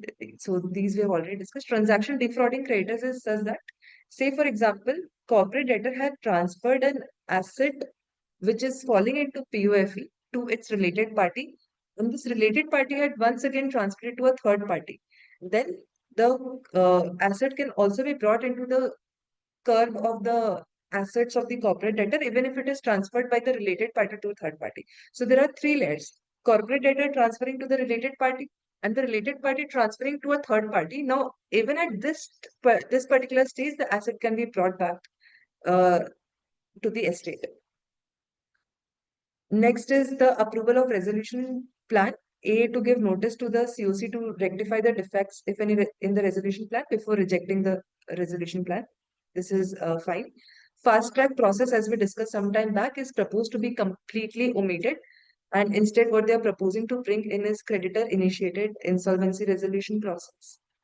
Next is the proposal with respect to interim moratorium in case of insolvency resolution process of personal guarantors. Now, this is quite significant to know and understand here is Section 96 of the code deals with interim moratorium. Presently, the provisions dealing with personal insolvency of individuals have not been notified, and what has actually been notified is the insolvency resolution of guarantors to the corporate debtor. So if a particular, like we have seen several of the judgments, several of the famous judgments in past, like in the matter of Future Group, Reliance Group, there we have seen that the guarantee provided by the promoters were also invoked, and they were also brought into the ambit of IBC. Now what happens? As the provision stands now, if it is the case of insolvency resolution of individuals, then DRT is the forum. Debt recovery tribunal is the forum for the purpose of continuing the proceedings. But when it comes to guarantors to the corporate debtor, then the adjudicating authority is the NCLT, with which the insolvency of the corporate debtor or the CIRP of the corporate debtor is ongoing. So, for example, the corporate debtor is located in Mumbai, and the guarantor is also located in Mumbai. So, if the guarantee is invoked, in that case, the relevant adjudicating authority is not DRT, rather it is the NCLT with which the CIRP of the corporate debtor is ongoing. So this is about the adjudicating authority bit. Next, coming to the interim moratorium. So what is the provision? The provision in the context of insolvency of individuals provides that once the application is filed with the adjudicating authority, till the time it is admitted by the adjudicating authority, there will be an interim moratorium. And once the application has been approved or is admitted by the adjudicating authority, there will be a final moratorium. So there are two stages of moratorium when it comes to individual insolvency. However, it does not apply practically in case of guarantors, because once the insolvency of the guarantor is invoked, the same is clubbed with the same bench in which the CIRP of the corporate debtor is ongoing, and therefore there is no relevance of interim moratorium when it comes to guarantors. So this is more so in the nature of clarification. And last bit for our discussion is the penalty regime. So presently the provisions provides for fines, but fines and imprisonment, there is no such penalty provisions.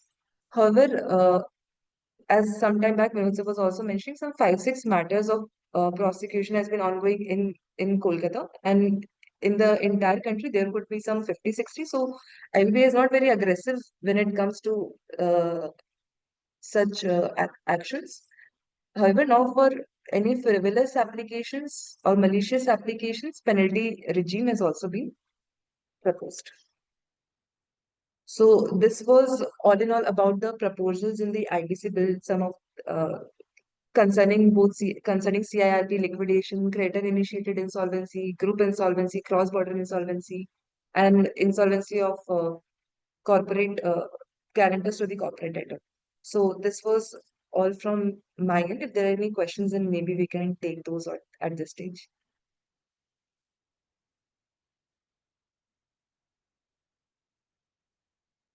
Thank you so much. Madam, the session was good. Thank you. Thank you so much. Thank Thank you, you, ma'am. ma'am. Thank you, Thank sir. you. Sir and ma'am, you have been Please very send the interactive. write-up, madam.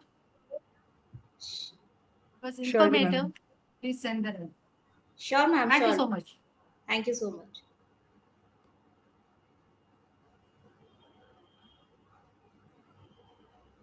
Anjali ma'am, if you can maybe take over. Anjali ma'am.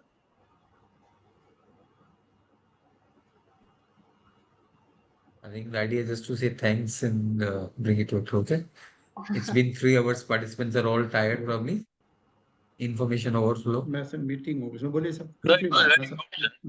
Very practical decision, discussion.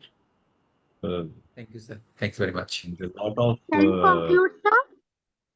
Yeah. Yes, ma'am. Yes, please. Okay, thank you very much, sir. Thank you, Thanks. Neha ma'am, Shikha Thanks, ma'am, for such a nice session. The session was very wonderful and interactive. Sir, kindly Thank share the PPT. We will. Sure. Sure, Anjali, ma'am. Thanks, ma'am.